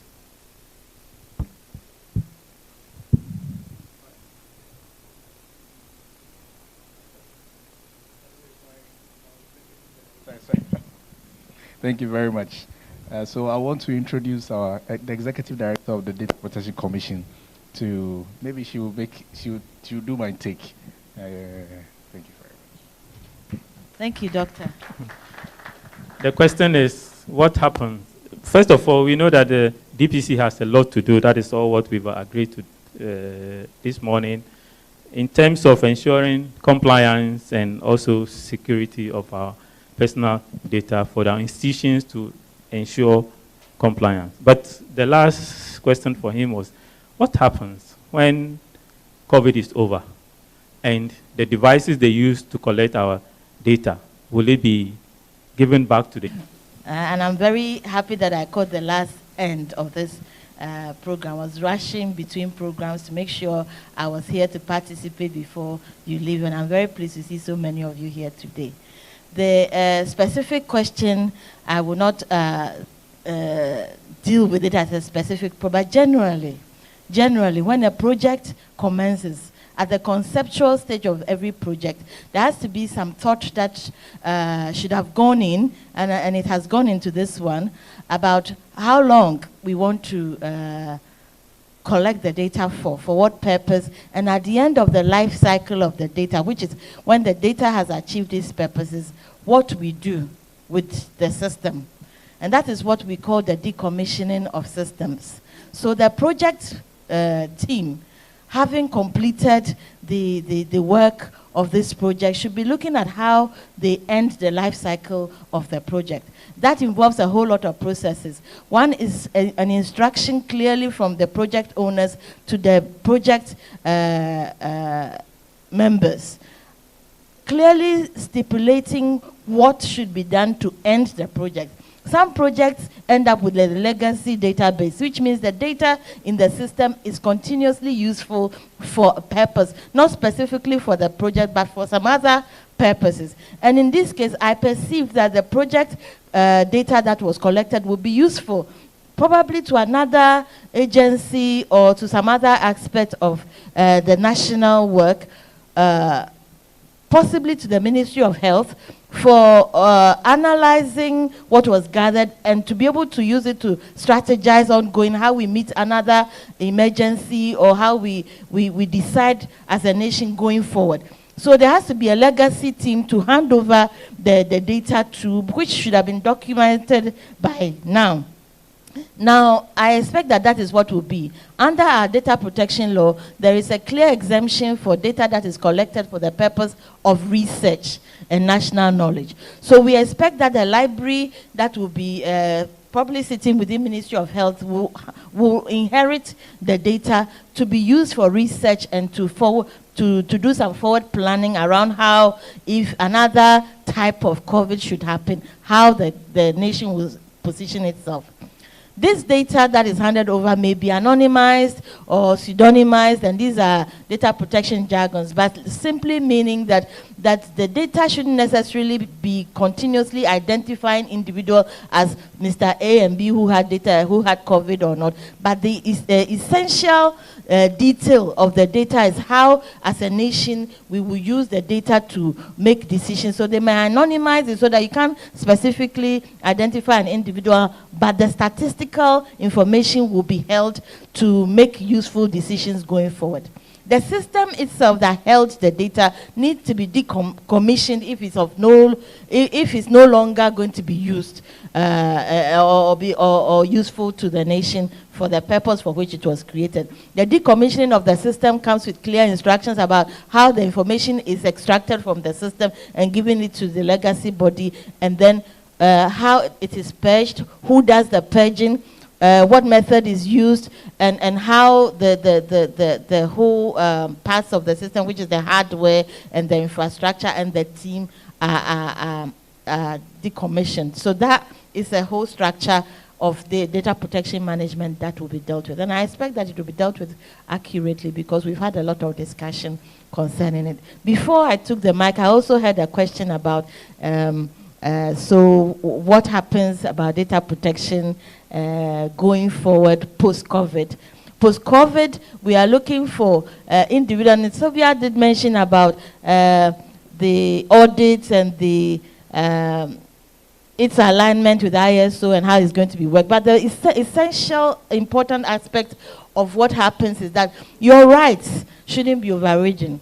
Now, in an emergency, we have the executive instrument that has allowed the country to create the pandemic tracker to do what they need to do. It doesn't override your rights as individuals. If post-COVID, or even now, if an individual feels that their data is being used in a way that they are not satisfied with or doesn't respect their rights as an individual, it doesn't override your right to complain to the commission or ask for clarification or transparency into the how it is being done. You still have that right, even going beyond the use of the tracker. You have the right to complain about the data that was collected and how you feel that your rights were not respected or otherwise. Like every war, which we consider the COVID to be a type of war, post every war there's a human rights assessment. And there's a lot of global discussion ongoing right now about the learnings of the use of a tracking device globally. Ghana is not the only country that put a tracker together quickly and started collecting data. Many countries have done it, and the international privacy community has been having discussions about this and the learnings to draw from it. Some of the key points that we have got from this whole pandemic is that the need to enable transparency for individuals in the midst of all of these issues. The important thing about privacy by design in the creation of software to manage people's rights has come up. The importance of enabling continuous respecting of individual rights has also come up in different ways, and the world is still trying to understand and to position privacy commissions such as ours in working with the political level or the state level decision making around how such issues should be managed. So I think it's a case of watching this space to see how, as a world, we learn about how the development of fast track implementation of such systems aligns with the responsibility of protecting personal data. And there's no single answer to that, but I'm sure in the months to come, there will be a lot of statements to be put out about the best practice that has been adopted. So that's the point I wanted to make. Thank you you very much. And I think that's a way of ending these discussions. And I thank you all very much. And I'm sure somebody will come in to give the vote of thanks. Okay. So I promise you an hour, but we spend about 8 minutes more. Sorry for that. Thank you.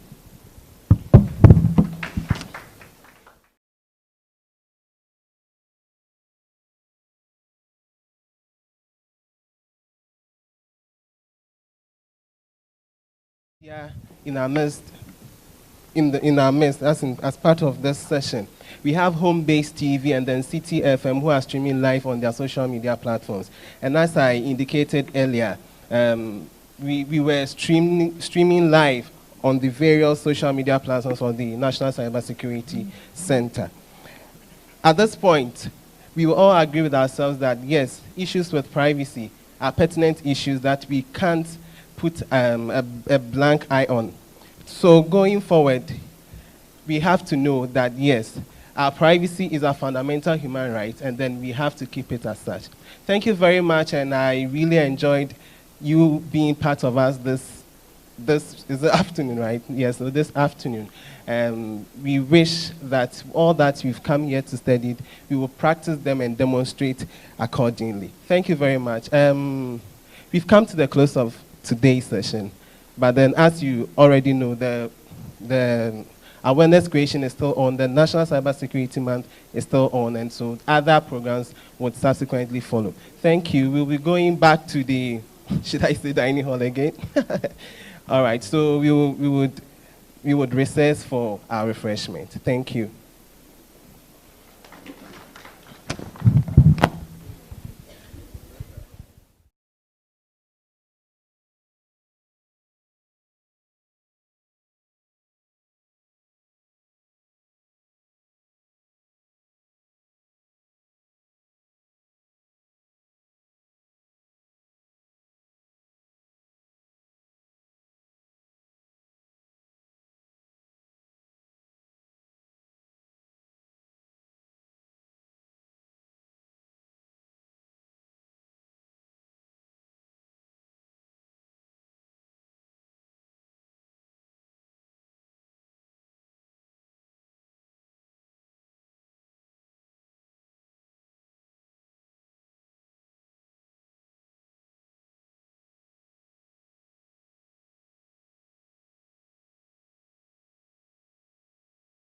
Service were equipped with tools to forensically examine digital devices. And as I speak, they have given us computers, they have given us tools, they have also established a lab for us. If it has not been because of the national cybersecurity collaboration, we wouldn't have come this far.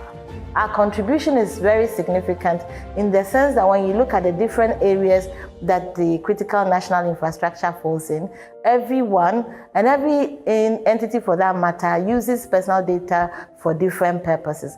For collecting data on travelers or employees or citizens one way or the other, people who are doing the right thing, people who are malicious and trying to do the wrong things. All these categories of individuals have rights under the Data Protection Act to be protected. The mandate for the FIC and the collaboration between the National Cybersecurity Office is one of very deep collaboration, because we at the FIC see cybersecurity and cyber crime as one of the predicate offenses of money laundering and terrorist financing. The National Communications Authority has supported the National Cybersecurity Center's efforts, which led to the accession of the Budapest Convention by Ghana. From GCNet's perspective, we've come in as a public-private partner. We've partnered with the National Cybersecurity Secretariat. First, we sponsored the program because we believe that what the Secretariat is doing actually bodes well for the nation. Now, we have to actually understand that the times in which we are now are dangerous times with a lot of cybersecurity threats. There's a lot of ransoms, there are breaches taking place across the globe, and Ghana is no exception. And so the work of the Secretariat, we believe we need to support, because without that support, no international body will have the confidence to come and implement solutions in Ghana.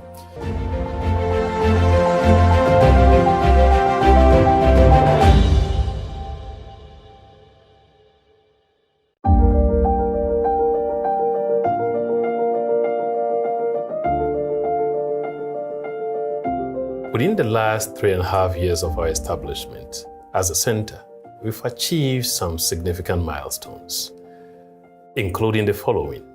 The launch of the Safer Digital Ghana, which was done by the Vice President in 2018. The launch of the Point of Contact for Incident Reporting, which was launched by the Sector Minister, Honorable Eslosu Ekufu, in 2019. The development of the computer emergency response ecosystem, including a setup at the NCA, but also our engagement with the central bank for the financial sector.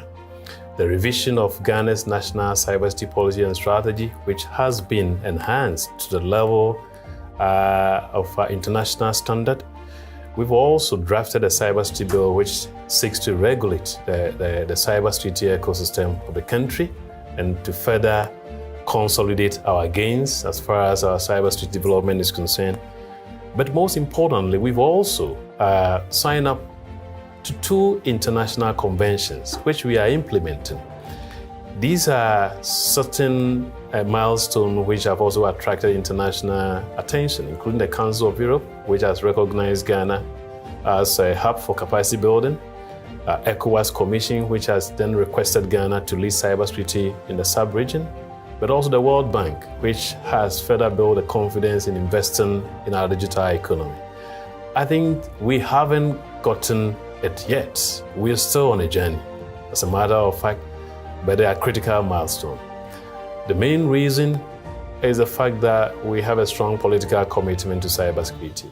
Take this from me, as advisor, I think political commitment has been one of the fundamental successes, determinant that has really brought us this far. But most importantly, I think we've also been privileged to have a champion for cybersecurity in the person of the Minister for Communications, Honorable Eslosu, who has persistently led the fights, led the charge towards improving Ghana's cybersecurity readiness. I think we're grateful for the leadership of the country, but also for the technical working group for their support in getting to where we have gotten to. Let's continue and scale up our digital protection. The technical working group has been divided into subgroups. We have the criminal justice, defense and intelligence, stakeholder engagement sub